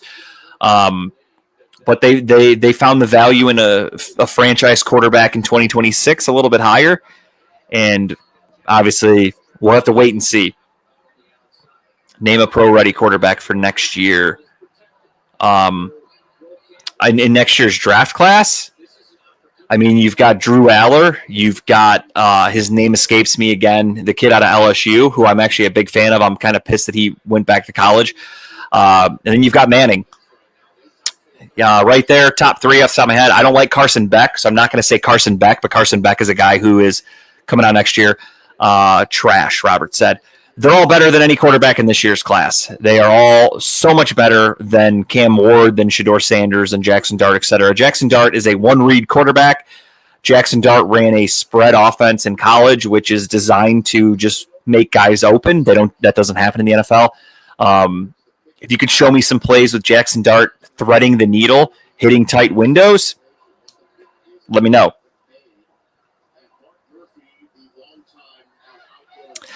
No chance of us getting Manning. Not necessarily true. There could be a situation, and it happens a lot more often than you'd think, where a team who already has their quote-unquote franchise quarterback, at least they believe that, they stink, and they have the number 1 overall pick. Take a look at the Jacksonville Jaguars. If I'm not mistaken, it went Trevor Lawrence. They sucked again. And then they had the number 1 overall pick to take, what was his name? Trayvon Walker, the defensive lineman. Back-to-back years, Jaguars had the number 1 overall pick, even though they had their quarterback. Pick is in for Green Bay. I have Josh Simmons going here. And, again, you say no chance, but if they offer those 2 first-round picks, multiple second-round picks, a first-round pick for 2027, a team would probably listen to that offer. So, very possible to get Manning next year. Again, there are a handful of quarterbacks coming out next year that are very highly sought after, as of right now. Highly thought of, at least.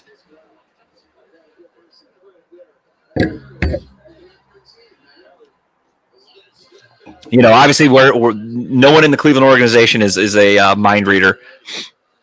And Mike, I agree. I hate hearing the next year because that means you're wasting a year of Myles Garrett. You're wasting a year of Denzel Ward, et cetera, everyone on the team. But in my opinion, and I think the Browns agree with this, there's no quarterback this year that was available for the Browns to get that's going to put them over the hump. It sucks, but it's just the unfortunate truth. Well, it's not Joe Flacco. The truth of the matter is there was no player in this draft that we're one player away from a championship. This is not the year that we're for a championship. Nearly every quarterback in the draft is a guy where you look and go, yeah, he should probably sit for a while. A month ago, if you'd asked me who I think is going to get taken in the number 2 overall, I would have said Shedeur Sanders. It made sense. Browns need a quarterback. He's a second quarterback. So next year, we're going to say next year. No, next year we're going to assumingly get a quarterback, and then it is all systems go. You take your quarterback and you play. If JOK is back, top 5 defense.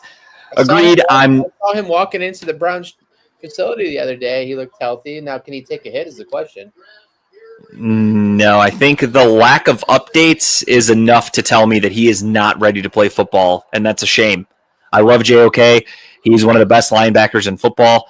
I don't expect him to be healthy and probably not play. Yeah, I know, Mike. It sucks, dude. It sucks, but just the reality of it. There were no free agent quarterbacks and no draftable quarterbacks this year that were going to put us over the hump. They took a huge swing on Deshaun Watson. It backfired. It didn't work, as Jimmy Haslam told everybody. As you know, we've all openly admitted that trade backfired. But they tried. They went for it. Now it's time to keep building. Try it again. Who the fuck's talking right now? I don't know. Is he the mayor of Green Bay or something? Mayor of Munchkinland? Well, it has to be something in Green Bay. Green Bay. Oh, is he the who's the owner of the Green Bay Packers? The people, right? The fans, yeah, they sold the rights to everybody for like $250. You can get a piece of paper that says you're a part owner of the Packers. That's it. You don't get anything else, but you get a piece of paper. So, do the people decide who gets to be the GM? No, they have no say at all. They have nothing to do with it. They just get a piece of paper that says, "Hey, you're an owner." Matthew Golden, they took a wide receiver. No shit. I see that happening there. I didn't either, but you know what? It makes sense. Last year, they had a lot of injuries at wide receiver, and it really derailed their season. So now they said, fuck it. We're getting Jordan Love, another wide receiver. Interesting pick. That is probably one of the most shocking ones I've seen tonight. I'm surprised he fell where he fell. I thought he was going to go before Ibuka did, but, you know. I did too. I had Matthew Golden going to the Chargers, the pick before this one, and I didn't have Ibuka going in the first round. So that's an interesting one, but it makes sense. And the crowd goes mild. Yeah, half of them are on their phones right now Googling who the fuck is Matthew Golden because they never heard of him.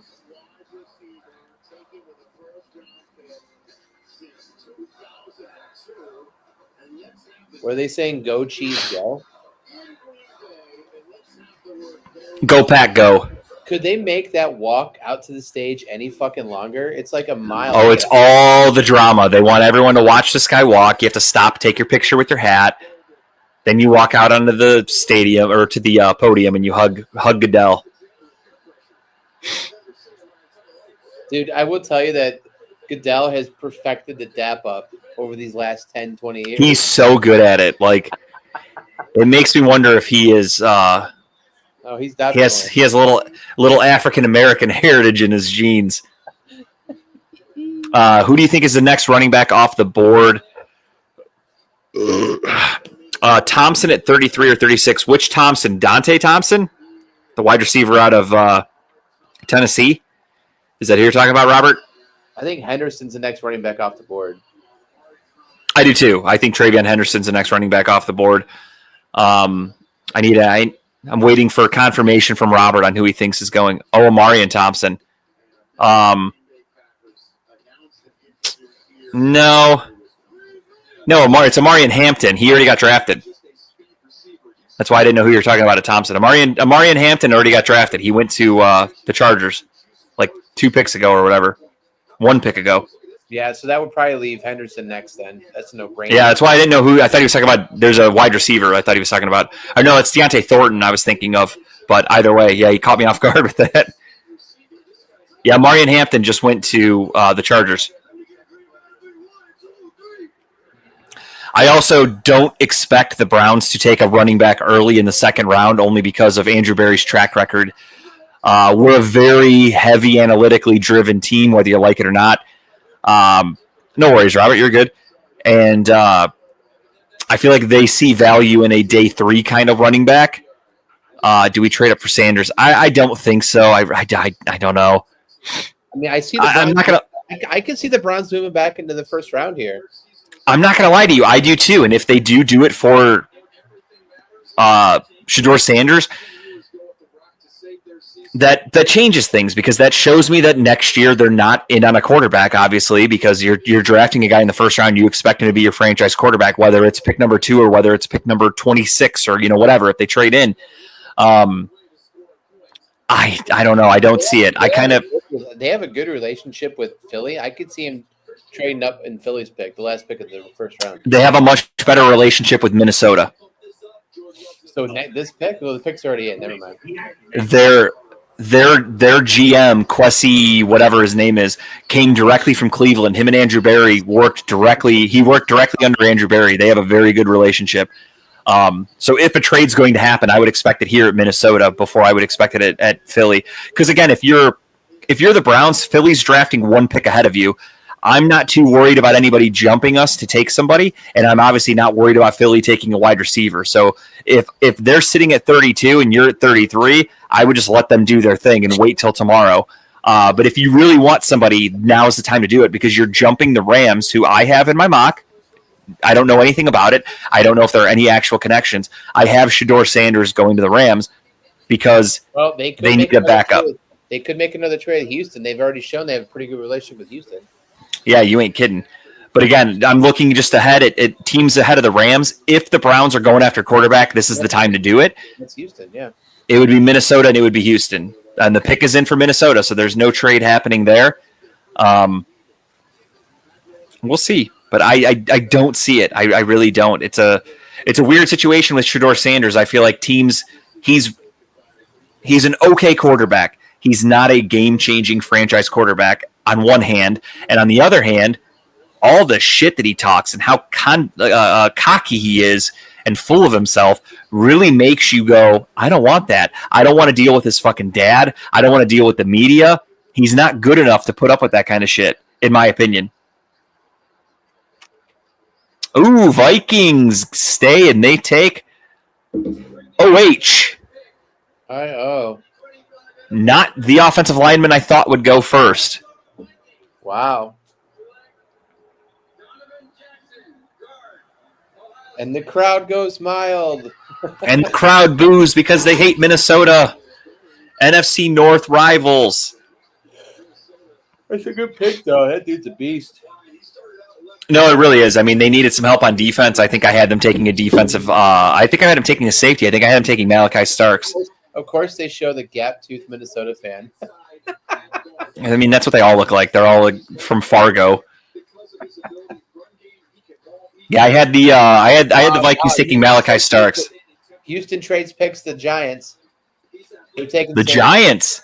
They're taking Sanders. This is Shedeur Sanders. Yeah, Sanders is gone. There goes your bet. God damn it.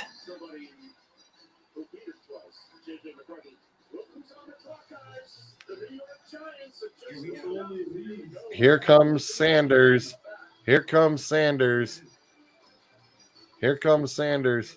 They thought the Rams were going to take him too. I truly did. I really thought that was a good pick.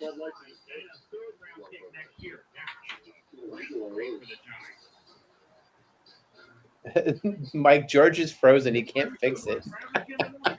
That's George. No, that's George. Right. That's a live feed. George is a world record holder in the blink contest. George is so locked in on the draft. That's just what he looks like Yeah. right now.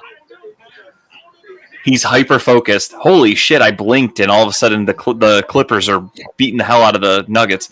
I swear to God, the Nuggets were up like. Robert, they're not wasting that much to go get Henderson, dude. Yeah, you know what, Robert? I like only because I have that Milroe bet. I love what you're thinking, Robert. They traded up because they're trying to fill that void left by Saquon Barkley. I love the thought. Let's go, Travion Henderson. I got to speak it into existence. Watch it be Milroe just for fun. That'd be hilarious. Oh my God, could you imagine if it was Jackson Dart instead? I hope it's Jalen Milroe, honestly. I mean, they're trading up for a quarterback. It's all about who they think is going to be the best one. And I don't see it, but there's so many people out there that are trying to say that Jalen Milroe is the quote-unquote next Lamar Jackson. Who would you rather have on your team, the next Lamar Jackson or fucking Shedeur Sanders? You know what I mean? Like, if I'm drafting a quarterback, and I'm not just saying this because of my bet. If you're drafting a quarterback, I'm taking the guy that has the upside compared to a multiple MVP, not Shedeur Sanders, who my God. Not to get no way.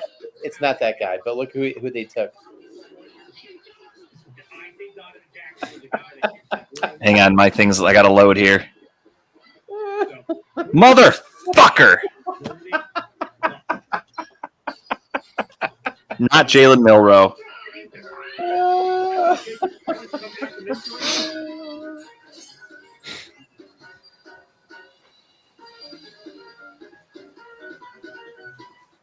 Do you want care of newborn skin?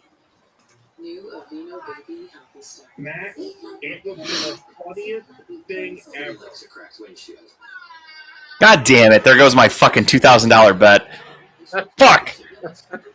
I'm not. I mean, I only bet $25, so it's all good, but god damn it. They're taking Jackson Dart, Robert. Sorry to spoil it for everybody, but the Giants have traded up to take Jackson Dart out of Ole Miss. Over Sanders. Over Shedeur Sanders. Shedeur Sanders is now he's there for the Rams. Maybe the Rams are going to take Dart. What was the kid on draft day? The one that fell in the draft? I forgot his name. That's what's That happening. movie fucking blows.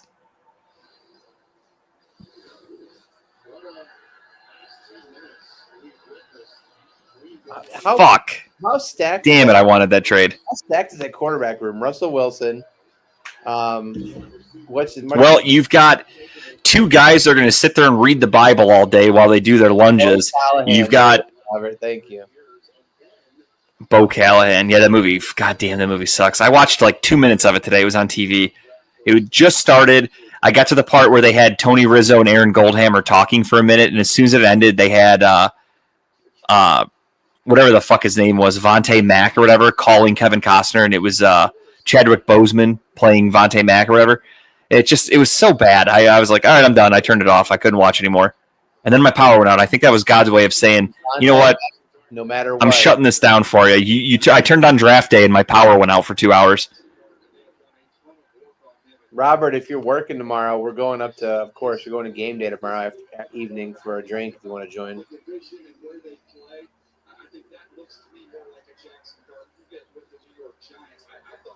Jack, Oh, I meant to. my God. I was trying to ask during our time with Paul. Do you guys have an MGA event this weekend?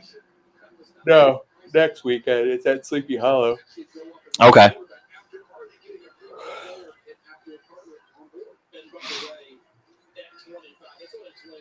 God damn it! I wanted that fucking bet to hit. That would have been so nice. Son of a biscuit.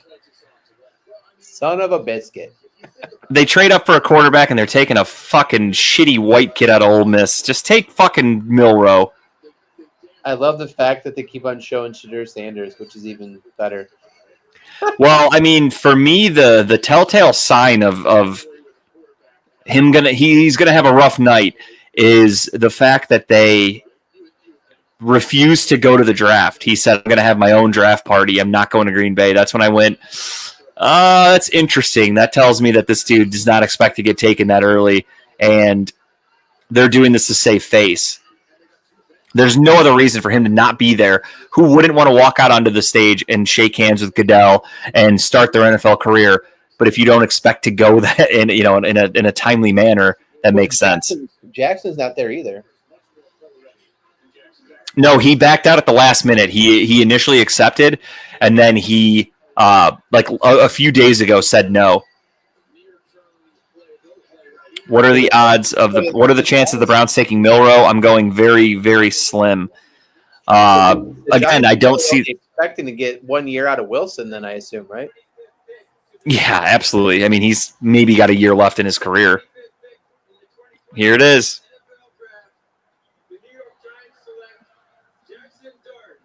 Motherfucker. Fuck. I hate losing bets. Hate it.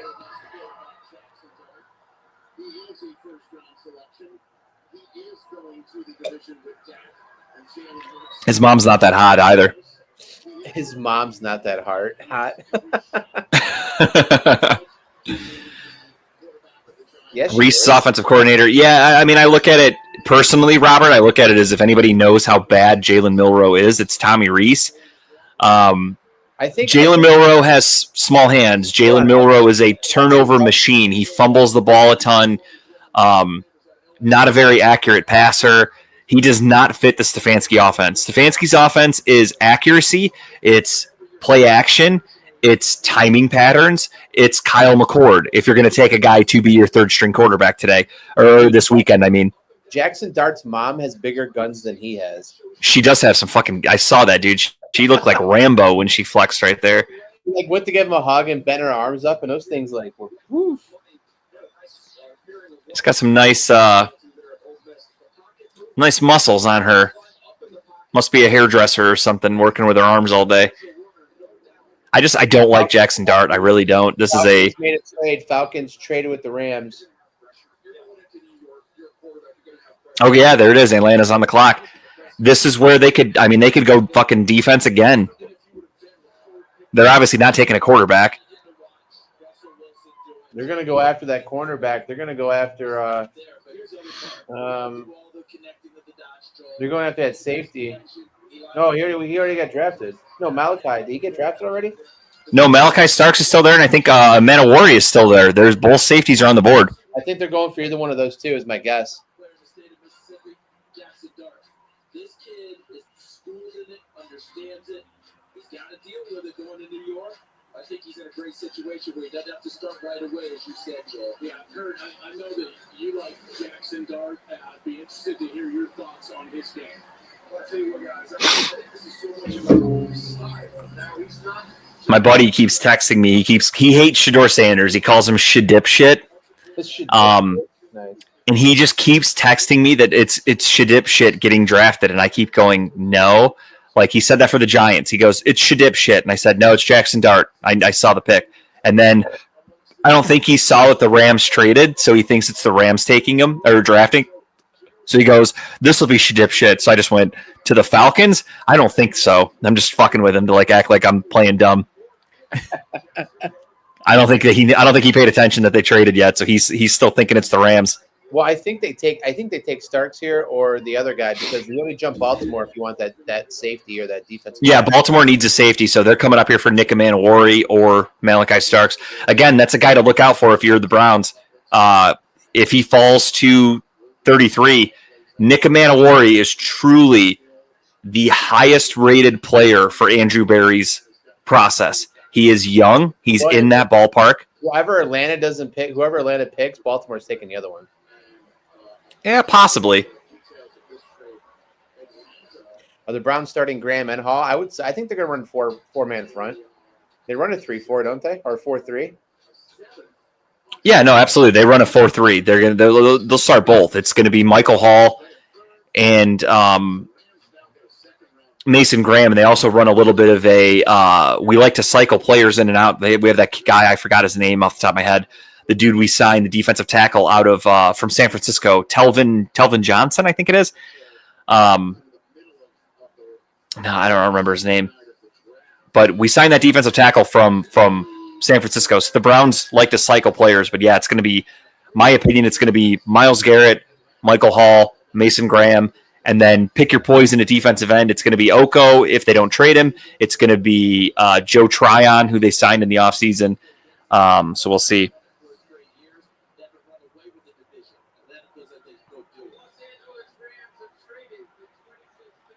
Here we go.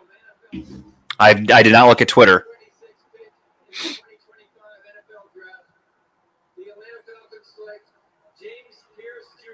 Defensive end out of Tennessee, James Pierce. Good pick.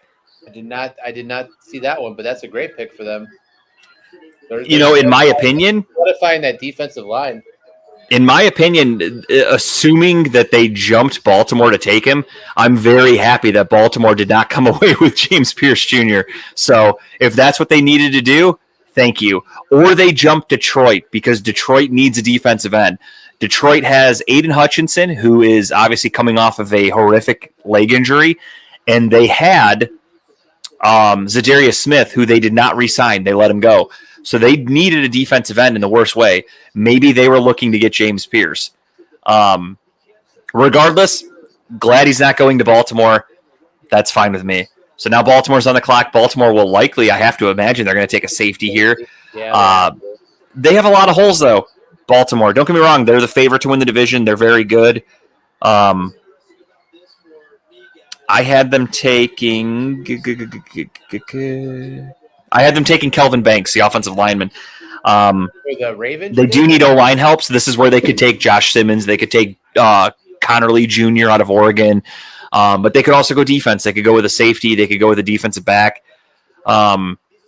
Really not a wide receiver, in my opinion, worth it here. They could use wide receiver help. I know they signed DeAndre Hopkins, but, I mean, he's 40 years old. Not really worth it. We'll see. Interesting. I'm curious to see who Baltimore picks here. They have a lot of different angles. I hope it's a bust as a Browns fan. That's all I can really hope for.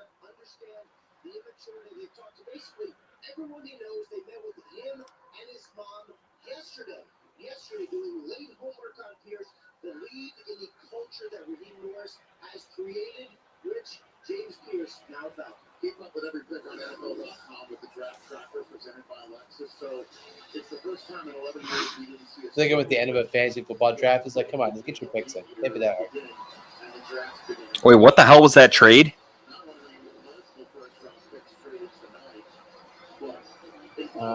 What trade? Oh, the one with the Falcons. Damn, they traded their 2026 first-round pick for that? They did. Holy shit. Yep. That is moronic. I didn't realize they gave up that much. Well, they had to jump a couple spots to get back up there.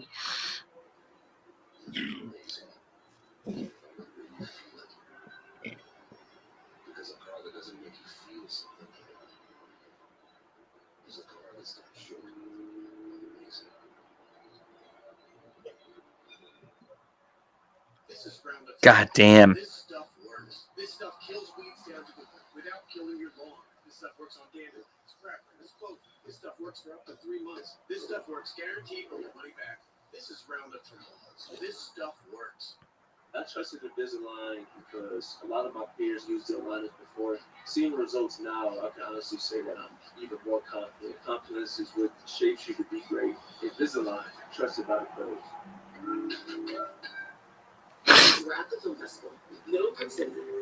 Oh, I didn't even think about that. God damn it. What's that?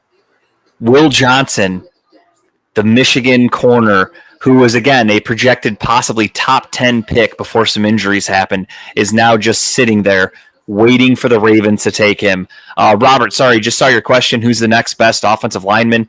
Connerly Jr. from Oregon. He can kind of play almost any position. He's an offensive tackle, guard, center. He can play it all. There's Josh Simmons from Ohio State, very good offensive tackle. He would look good in the orange and brown. Put him out there with Thanos. Some good offensive linemen left. Truthfully, it is a very, very deep offensive and defensive lineman draft class. Whether it's tackle, whether it's guard, whether it's edge rusher, whatever, both sides of the ball. Very deep. So offensive lineman, I would say I'm not even looking. I'll look at a big board, but I'm guessing it's going to be Josh Simmons and Connerly Jr. Let me take a look. Best remaining players. Let's see. ESPN. Who do they got? They have offensive lineman. They have Josh Simmons on there. And then they have Josh Connerly Jr. They have, for whatever reason, they have what the fuck? They still have Gray Zabel on their list of best available, but he got drafted at pick 18, so they got to work on that list a little bit there. ESPN, you fucking dummies. That's funny. Okay, there we go. We're up to date. Yeah, Josh Simmons, Josh Connerly Jr. That's about it. Then you get into, Jared Wilson's a center, but he's a guy that could be there tomorrow. Ariante Irsay from Minnesota, offensive tackle. That's a day 2 kind of pick. I would say anybody that's looking to go within the next 10 picks would probably be. I could see them taking an offensive lineman. I mean, you're going to need to replace. I think Connerly Jr. If Connerly Jr. slides to day 2, in my mock I have him going to the Kansas City Chiefs, but I think Connerly Jr. is a guy who can play guard or offensive tackle, and we need that. We need somebody to play right tackle, because I assume we have some older guys that are going to be retiring soon, so we could use him to play guard. We could use him to play right tackle, hell, left tackle. If Thanos gets hurt, per usual. Lots of options. Browns need offensive line help. Again, win within the trenches. I think the Browns are going to go heavy offensive line and defensive line this year. Goddamn, Nick Emanuori just sitting there. I'm telling you guys, Andrew Berry has to fucking love this guy. Has to. I'm going to take my full point here. Oh, yeah? Mm-hmm. I forgot who you had. Safety. It is Malachi? Yep. Or no, it is Malachi Starks. Yep. Man, Nick Emanuori just sitting there for the Browns. Just sitting there, waiting for Andrew. That's a great pick for Baltimore here. God, their defense just gets loaded every fucking year.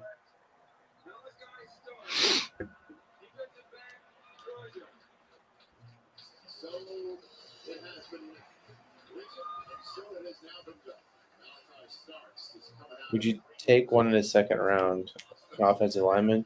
I would. Yeah. Yeah, no, absolutely, I would. Again, depends on who falls. We still have 5 picks, and 5 picks. And I don't think Detroit would take an O-lineman. Washington possible, Buffalo possible, Kansas City definitely. I think offensive lineman has to be the pick for them. And probably not for Philly unless someone trades up. So it's looking like I would say Simmons or Connerly Jr. are probably your only 2 offensive linemen remaining that are going to be worth that 33rd pick. So if one of them falls, very possible. If they don't, I would probably say no. I don't think there's a guy worthy of a pick right there. There's good value with offensive linemen in the 3rd round, 4th round. We acquired those 5th round picks today from Houston. So they're doable to get an offensive lineman later. Picks take so long. Robert, I agree with you, man. It's the NFL. That's what they do. When we're sitting there live at the draft, you see on the board, it'll pop up like the pick is in, and then you have to sit there for 10 minutes and wait for somebody to come out, and you're like, what the fuck?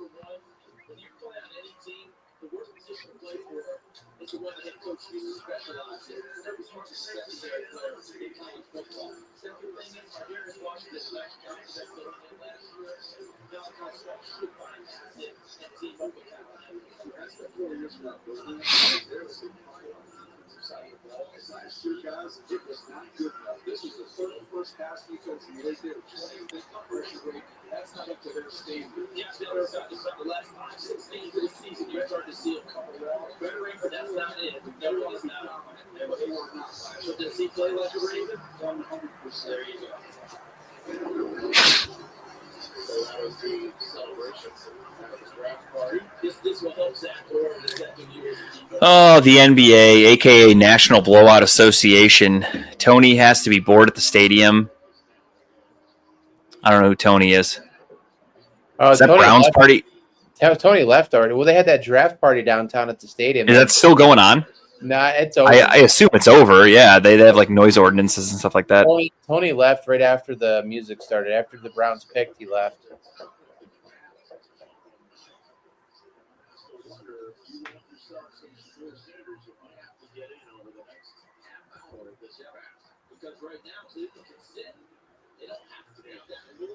Pick is in. Who do I got him taking here? I had him taking a guard. I had him taking Zabel here. But I think they're taking offensive lineman for sure.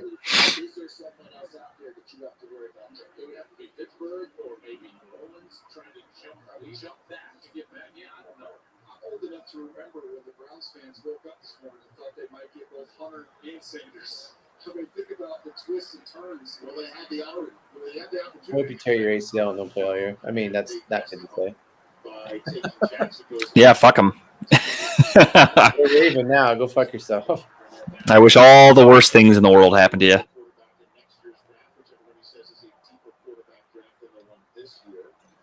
I mean, him and Hamilton back there are a pretty sick duo, I will say. No, absolutely. That's a good pick for the Ravens. The rich get richer. But from my perspective, I look at their offense and I still go, okay, Mark Andrews had a down year. He's only older. Their wide receiver room is still garbage. Derrick Henry is now a year older. Their offensive line is still a question mark. So I love it so far. They took a safety. I can't for the life of me look back at a team that won a Super Bowl and go, yeah, they did that because of their safeties. Ed Reed. 20 years ago. So kudos to the Ravens for living in the past. Hasn't happened in a long time, so I'm not worried about it.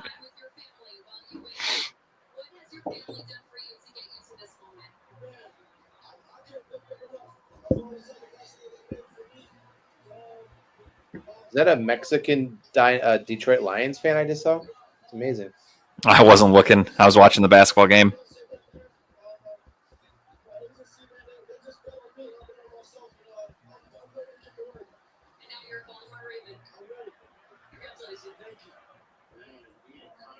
Oh my God, the pick's in. Walk out and give the pick already.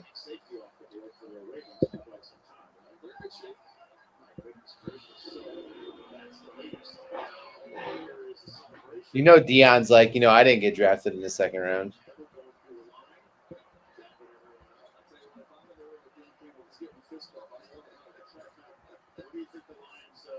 Wow, I did not see this happening with Lions. Jesus. Actually, you know what? I think you did. Which one? The Lions pick. I had them taking a D lineman out of Michigan. Well, they took a D lineman.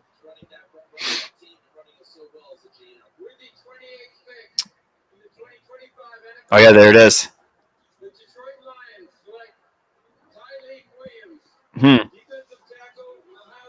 Did not have him going in the first round. That's an interesting pick.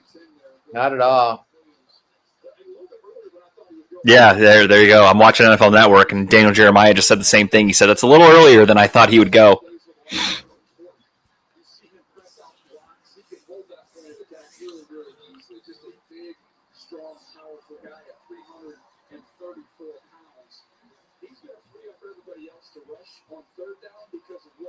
On first and second down against the run, just to eat up a lot of space.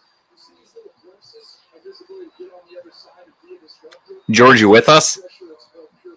Yeah, he's been looking at us the entire time. Yeah, it's creeping me out. He hasn't blinked in a while. Just want to make sure he was okay. He looks like the Pope's corpse they moved around to Vatican for the last week. Yeah, I feel bad. He looks so sad. Isn't that crazy about the Pope? They don't embalm him. They literally just they sit there until he starts to rot. Then that's when they're like, all right, let's move him.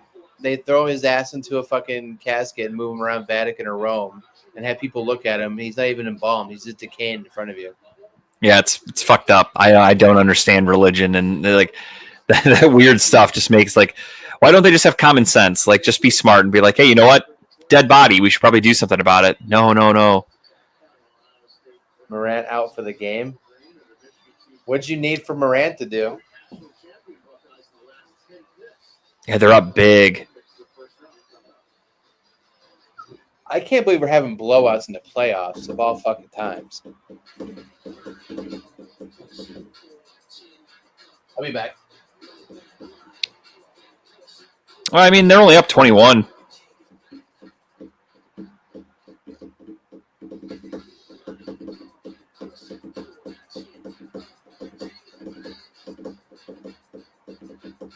Grand entrances in Grand Island. Toyota. Let's go places. Check out the new whip. Oh, he got injured. I didn't see that. I just assumed they took him out because they had a big lead. I was watching the Clippers game. Damn. How bad's the injury? They said he's ruled out. Oh, shit. Okay. Well, that's... I mean, not that I think them winning tonight is going to turn the series around, but 2-1, and now you're possibly without Ja Morant. That sucks if you're a Grizzlies fan, but again, I don't expect them to win the series anyway. Who do we got? Washington on the clock. Cleveland Browns are 4 picks away. First thing tomorrow night, 7 p.m., unless they trade up. Still a couple of spots to trade up. Washington milking the clock. Are they working on a deal with somebody? We'll see. A lot of times, the longer a team waits, that means a trade's looming. I mean, I guess I spoke too soon. They're down 21, yes, but there's still 10 minutes to go in the third quarter. You could easily turn this around if you're Tampa. I'm looking at the fucking score. If you're Oklahoma City. And if they have no Ja Morant, that's really opening up the door for them.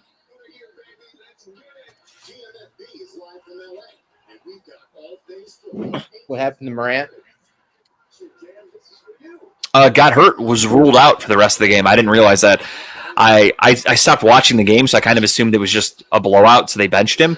But it's a 21-point game, a little over 9 minutes to go in the third quarter, and Ja Morant is ruled out. Damn. So very, as I was saying, very possible that they blow this lead. Oklahoma City could have a comeback coming. We'll see. Washington's taking an O-lineman. Let's see. I don't see that yet. I had him taking a receiver. I had him taking a Buka here, but I had them taking defensive end Donovan Azukawari or Izarukuru, however the fuck you say it, from Boston College. It's Durgan's natural.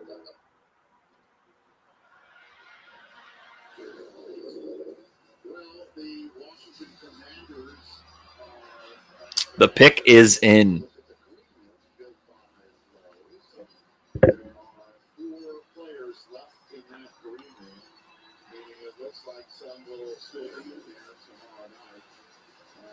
what a season! What a season Washington had. Do they get better next year? Or do they have like a slump? Tough to say. I mean, the sophomore slump is very real for quarterbacks in the NFL. Jane Daniels was great. He played out of his mind. They won a lot of games with the last minute. I mean, they won a game with a Hail Mary. Their season was kind of fluky. However, you're now moving into year 2. You expect everybody to be better, but it would be very, very, very likely if they kind of snap back down to reality. But they seem pretty happy. We'll see who they take here. Again, Jaden Daniels had a hell of a rookie year. He's a guy who I did not like coming out of college. I didn't think he'd be as successful as he was. So I will openly admit I have egg on my face with that pick. I did not think he'd be as good as he was. Let's see what their pick is. And Mike, I'll get to your question here in a second. Everyone's saying Sanders at 33. Well, let's see what he says here. Oh shit! There it is, Josh Connerly Jr., the offensive tackle. So Robert nailed that, dude. Fucking nailed it. Really depends, Mike, truthfully, because if they take Sanders at 33, you're taking him at 33, which is essentially a first-round pick. It's 33 instead of 32. to me, that shows you are invested. That means you expect him to be your franchise quarterback, your starting quarterback. I don't love Flacco and I don't love Kenny Pickett, so don't take this the wrong way. But you have two quarterbacks who I assume they expect to be able to start for them in a competition. Sanders would immediately come in and be a guy that you would potentially have to put into that quarterback battle as well. And I don't love it. I'm not a Sanders fan. I think he's okay. I don't think he does anything great as a quarterback. So with that being said, it really depends on what their future plan is. They did acquire extra draft picks today. They got the extra second-round pick. They got the extra first-round pick next year. If you take Sanders, that kind of rules you out for taking a quarterback next year because that means you expect Sanders to be your starting quarterback. So you're not gonna use the 33rd overall pick this year to then draft a quarterback next year. So you have to hit on Shedeur Sanders, and I am personally not confident enough in this dude being a franchise-changing quarterback. I don't do it. I personally don't do it if I'm the Browns. I stay away from these quarterbacks. I don't take him. I don't take Milroe. I maybe take a quarterback, as I said earlier. I would take Kyle McCord, day 3. Sure. Will Howard, day 3. Give me my third-string quarterback who's going to sit on my bench, but I don't want anybody that I would put in here as a guy who is expected to be your franchise quarterback. Because, again, if you take a guy at 33 or 36, you're not wasting that pick on a backup quarterback. You're taking a guy who you expect to be a starter. So, I don't know. I would be okay with them not taking a quarterback at all next round and just loading up on picks we need. 100%. Same with me. I personally don't like any quarterback in this class. I think it's a wasted pick. And it's funny. I wanted to talk about this. I'm glad you brought this up. I was listening to ESPN 850 today, as I always do. Oh, yeah. And I heard great channel. A classic stupid take. Go figure. Tony Grossi, formerly of the Plain Dealer, is now working for ESPN Cleveland exclusively. He is the main proprietor of, or not proprietor, but the main advocate of getting Andrew Berry fired. Hates Andrew Berry, says Andrew Berry, sucks at drafting, blah, blah, blah, should be fired. Then today says Andrew Berry should use the 33rd overall pick on Jalen Milroe and then should take Jalen Milroe. And if he doesn't work, who cares? It's the 33rd overall pick. It doesn't matter. He honestly said that. Said the 33rd overall pick, who cares? It's the second-round pick. Who cares? If he doesn't work out, he doesn't work out. Meanwhile, he's the same guy that wants Andrew Berry fired because he drafted Anthony Schwartz, because he drafted David Bell, who, don't get me wrong, were busts, but they were third-round picks. They're not enough to get, they're enough to get him fired because they sucked, but he said the 33rd overall pick doesn't matter. He said, no, you could just draft him. If he sucks, he sucks. You move on. I heard that, and I was like, I got to make a note of this. I have to talk about this today because that's one of the dumbest fucking takes I've ever heard. I got the Bills taking a defensive back here.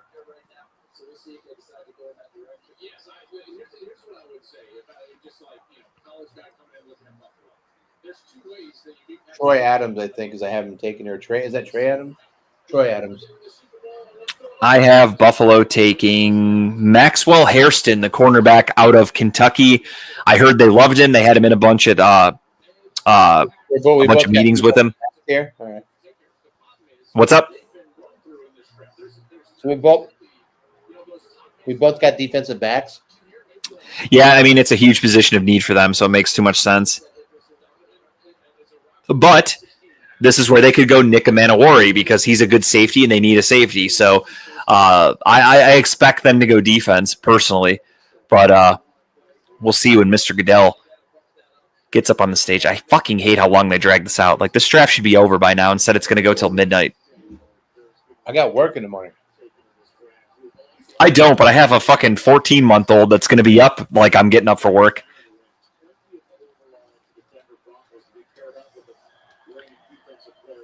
Bills taking Michigan DB. Yeah, Will Johnson. That's another. I forgot about him. I keep forgetting he's still available. If he's there at 33, do the Browns take him? Who's that? Will Johnson?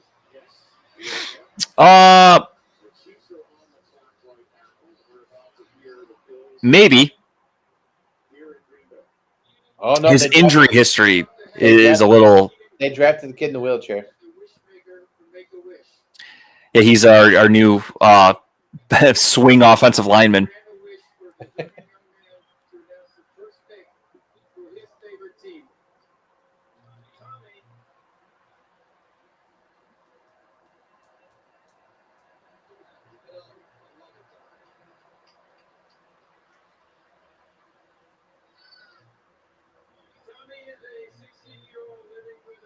He runs a 40 in a 35-second flat. Well, he doesn't run it. Let's not get carried away. These are the moments that when I'm actually at the draft, I start like booing, and everyone like gives me dirty looks because I'm just like, dude, just fucking. I just want the draft to be over. Like, I don't. No offense. I don't need them to do Make-A-Wish. I don't need them to have military guys come out on the stage. Like, just fucking do the picks and move on. Stop dragging this shit out.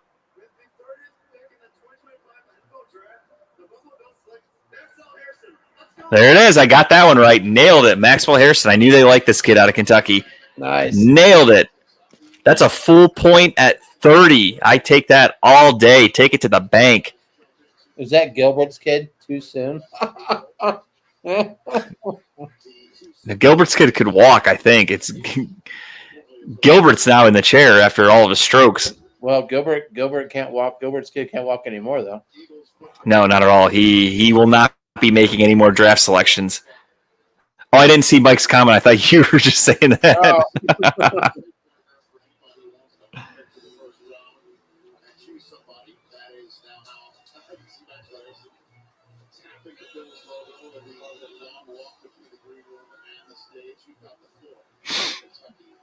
All right, well, I think I got a little bit of time. I have not gotten up once watching this draft. I do have to pee, so I will be right back.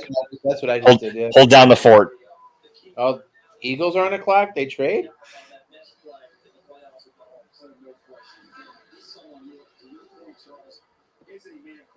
Yeah, I just saw that. I think you're right.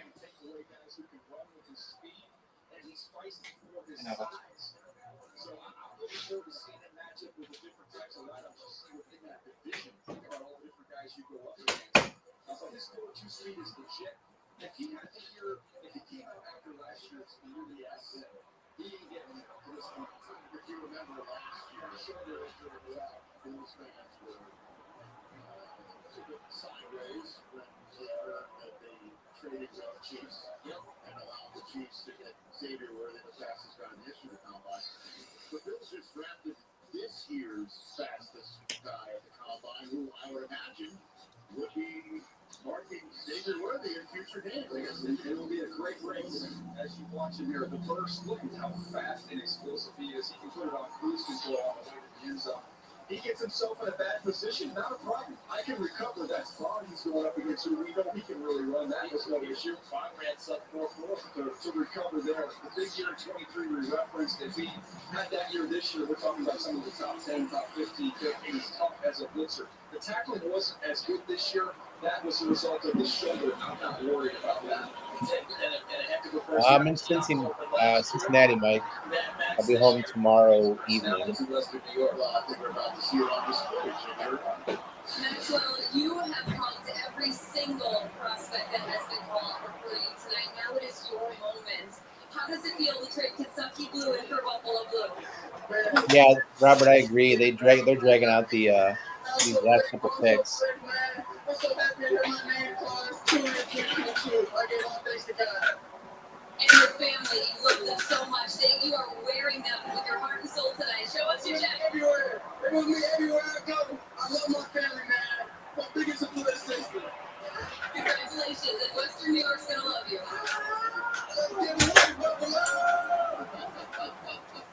Congratulations to Maxwell Harrison. So the 164th overall pick that belonged to Philadelphia now belongs to Kansas City. Just made the pick that they coughed up the 64th overall pick to go select. So handshakes all around for the defending Super Bowl champs. And the Chiefs are on the clock right now. We'll find out how the first round wraps up.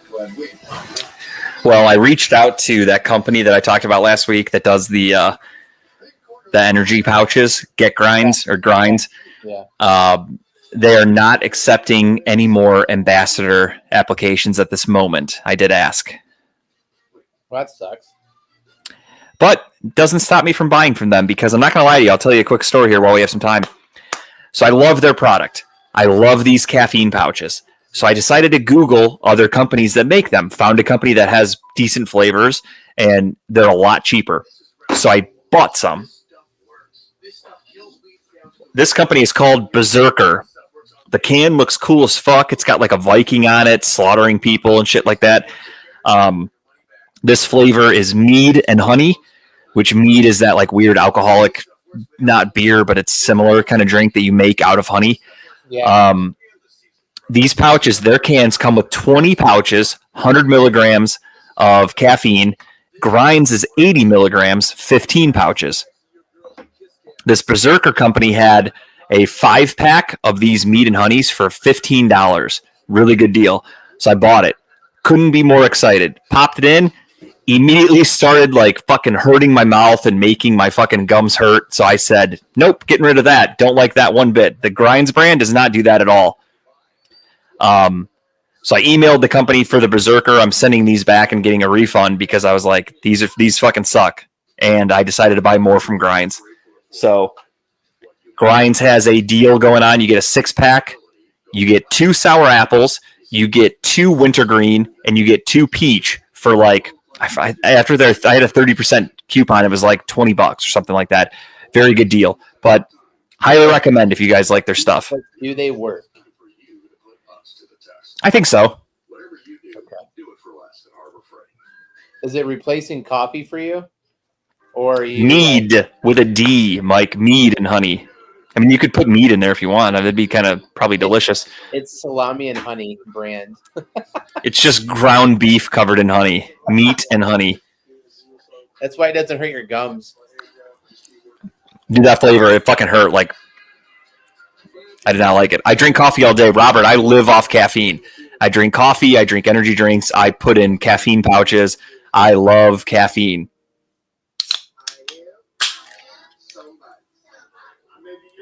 He's like one step away from just straight lines of cocaine, man. It's okay. Hey, if you know somebody that has a hookup for some Adderall, wouldn't be opposed to it. I used to do those all the time, too.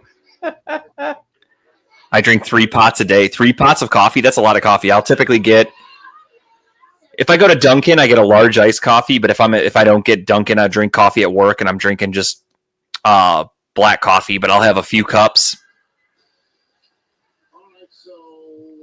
Meat and honey.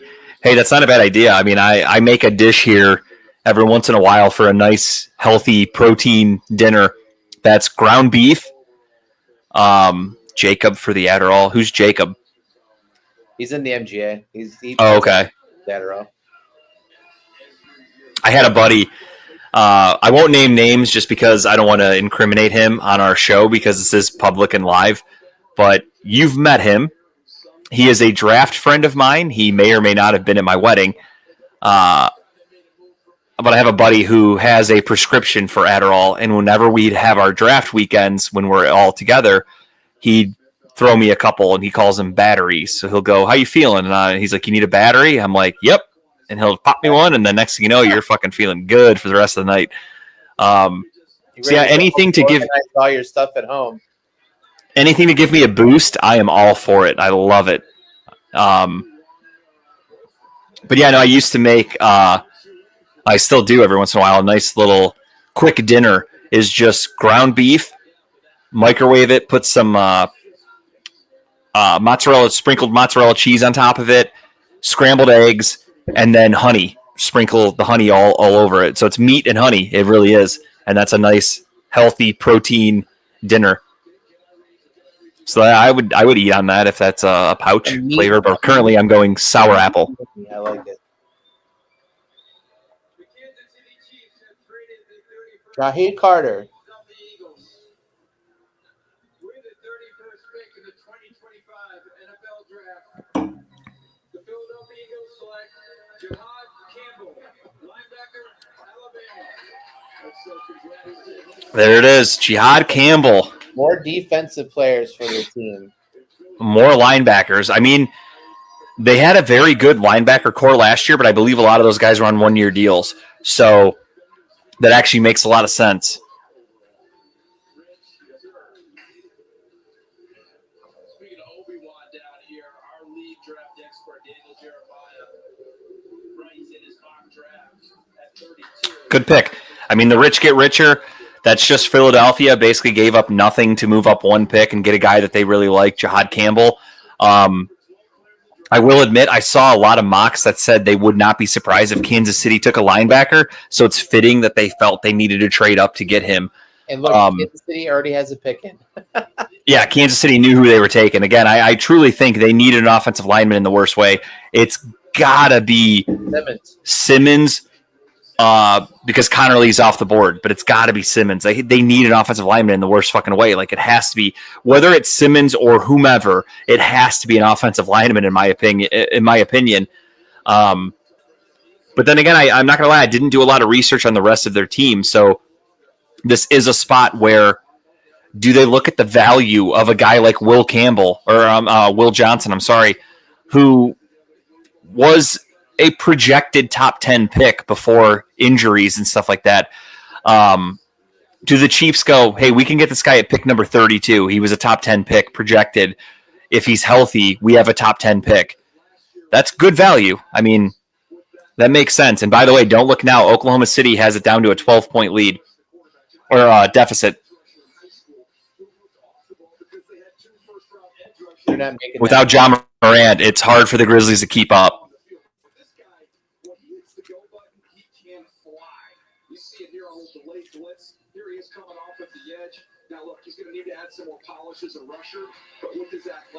What are you snacking on? I'm starving right now, so talk me through it. I had wings for dinner, and I picked up like a little 4-pack of Oreos from the little downstairs thing at the hotel. So that's like my nighttime snack. Because our power was out, I didn't get to eat dinner. So, what's up? I had a sweet tooth, and nothing else sounded good. So I'm like, I might like these later, so I picked them up. Yeah, hey, good to have them. I was going to make a frozen pizza before the draft so I could eat it really quick. And then, of course, our power was out. And then when Tara left to go to Walmart, she was asking me, she texted me and she's like, are you going to make that pizza now that the power's back on? Because I texted her and I said it's on. And I'm like, no, I'm live on my show right now. Maybe you could grab me something for dinner because I can't eat anything or like make anything. She brought me nothing. So I have not eaten dinner. I haven't eaten. Instant divorce. Yeah, pretty shitty of her. I'll hold this over her head for a while. So tomorrow when she asks me to do her a favor, I'll go, no, remember when I wanted dinner? Fuck you. Did she leave the house because you were pacing? No, she was just bored. Oh. She was just sitting upstairs and she kept asking me, she's like, do we need anything? Like, I'm going to run to a store. Like, what can I get? Like, she's like, I just want to get out of here. I was sitting downstairs. I paced for a little bit, but I was, for the most part, just sitting by myself. Did you call First Energy or whatever, or did you just like? I was probably the first person to do the report an outage on their website. And then I did a live chat because, again, I saw my neighbors' houses had power and I didn't. So I did a live chat and I typed in human and it said, oh, sorry, we only have human representatives here from Monday through Friday, 8 to 6. So I was like, okay, whatever, that doesn't help me. And then it's like, it does the classic thing after a question where it goes, how did we do? And I put poor. And they said, did we answer your question? And I put no. And it said, what kind of, or it said, what can we do to help you tonight? Like, what could we do better? And I put, turn on my fucking power. And that was it. I submitted it and I walked away from my phone because I was so fucking mad.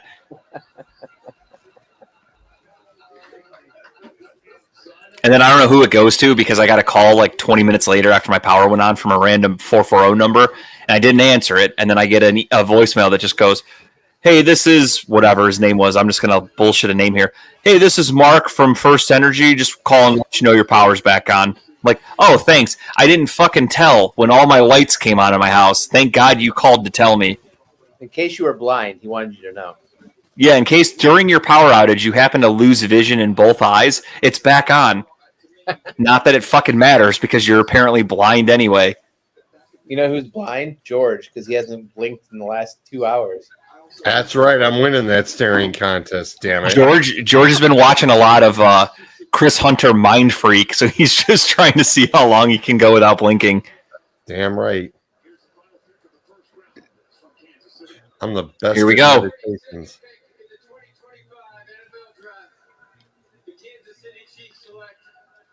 There he is. I knew it was going to be an offensive lineman. It had to have been the best on the board. Good pick for them. Oh wow. Shadur Sanders, projected top 5 pick, goes undrafted first round. It's, I mean, fitting. I had him going to the Rams, but even then I kind of said I wouldn't doubt if he doesn't get taken. And sure enough, second round pick Shadur Sanders. I still don't want him as a Browns fan. This pick for the Chiefs to me screams that they wanted Connor Lee Jr., but because he got drafted before, they were like, fuck it, let's go back a pick. We'll get an extra pick for later, and we'll still get our offensive lineman because they knew Philly wasn't taking a tackle. Philly set it at offensive line. Yeah, but Simmons is a beast of a tackle, though. No, it's a great pick. I had Simmons going early. I had him going to the Packers at like pick 23 or whatever. So that's a huge move for them. Helps Kansas City, who's already a really great dominant team, fill a big void. They clearly had offensive line struggles, and they did their best. Damn, we did 2.5 hours, and that's with being like an hour and a half late because of my fucking power. So we'll wrap up here. I know these guys have to get up and go to work in the morning. I do not, but I will still wrap it up. I appreciate everybody for watching. I appreciate everybody for jumping on and chatting with us. I had a great time. We're going to go for this again tomorrow night. I know George said he's busy, but he'll have everything set up for me. I will not don't be on because I will be coming home tomorrow night. I think I'm getting dressed for going out to dinner and drinks tomorrow night. No worries. I was going to say my father-in-law is coming over with. See you, Robert. Thanks for checking in, dude. My father-in-law and my mother-in-law are coming over tomorrow for dinner. They're well aware that I'm disappearing at 7:00 to at least watch the draft. I don't know if her dad's going to want to hang out and watch it with me. If he does, I won't go live. I won't be, if I have a person here with me, I'll sit there with them. But if I hop on, maybe I'll hop on just for a little bit, just to catch everybody up with picks number 33 and 36, and we'll go from there. But thank you everybody for checking in. I apologize again, not my problem or not my fault, but I had the power outage. This was really fun doing a live show for the draft, doing live reactions, having people chat. I had a blast. So thank you guys for doing this with me. Thank you for checking in and doing it. George, appreciate you getting it set up. It looked great. You were the man behind the scenes running 2 shows. Kyle, thank you for joining us with your traveling. Still able to get on with us. And we'll go from there. I'm sure, as I said, I'll be live tomorrow probably for at least a little bit. Kyle will be out, so I'll be texting him at least. But we'll talk to everybody then. We'll get everybody caught up with the Browns picks, with every pick. And that's it. Go Browns. Fun first round. Pretty boring, though. Not going to lie. But we will have all of our thoughts and reactions and more next time on Talking About Balls. But for the draft special, we bid you adieu. Thank you guys very much. We'll talk to you soon. See you, everybody. Johnson, who was 4 days, and messed up his patella.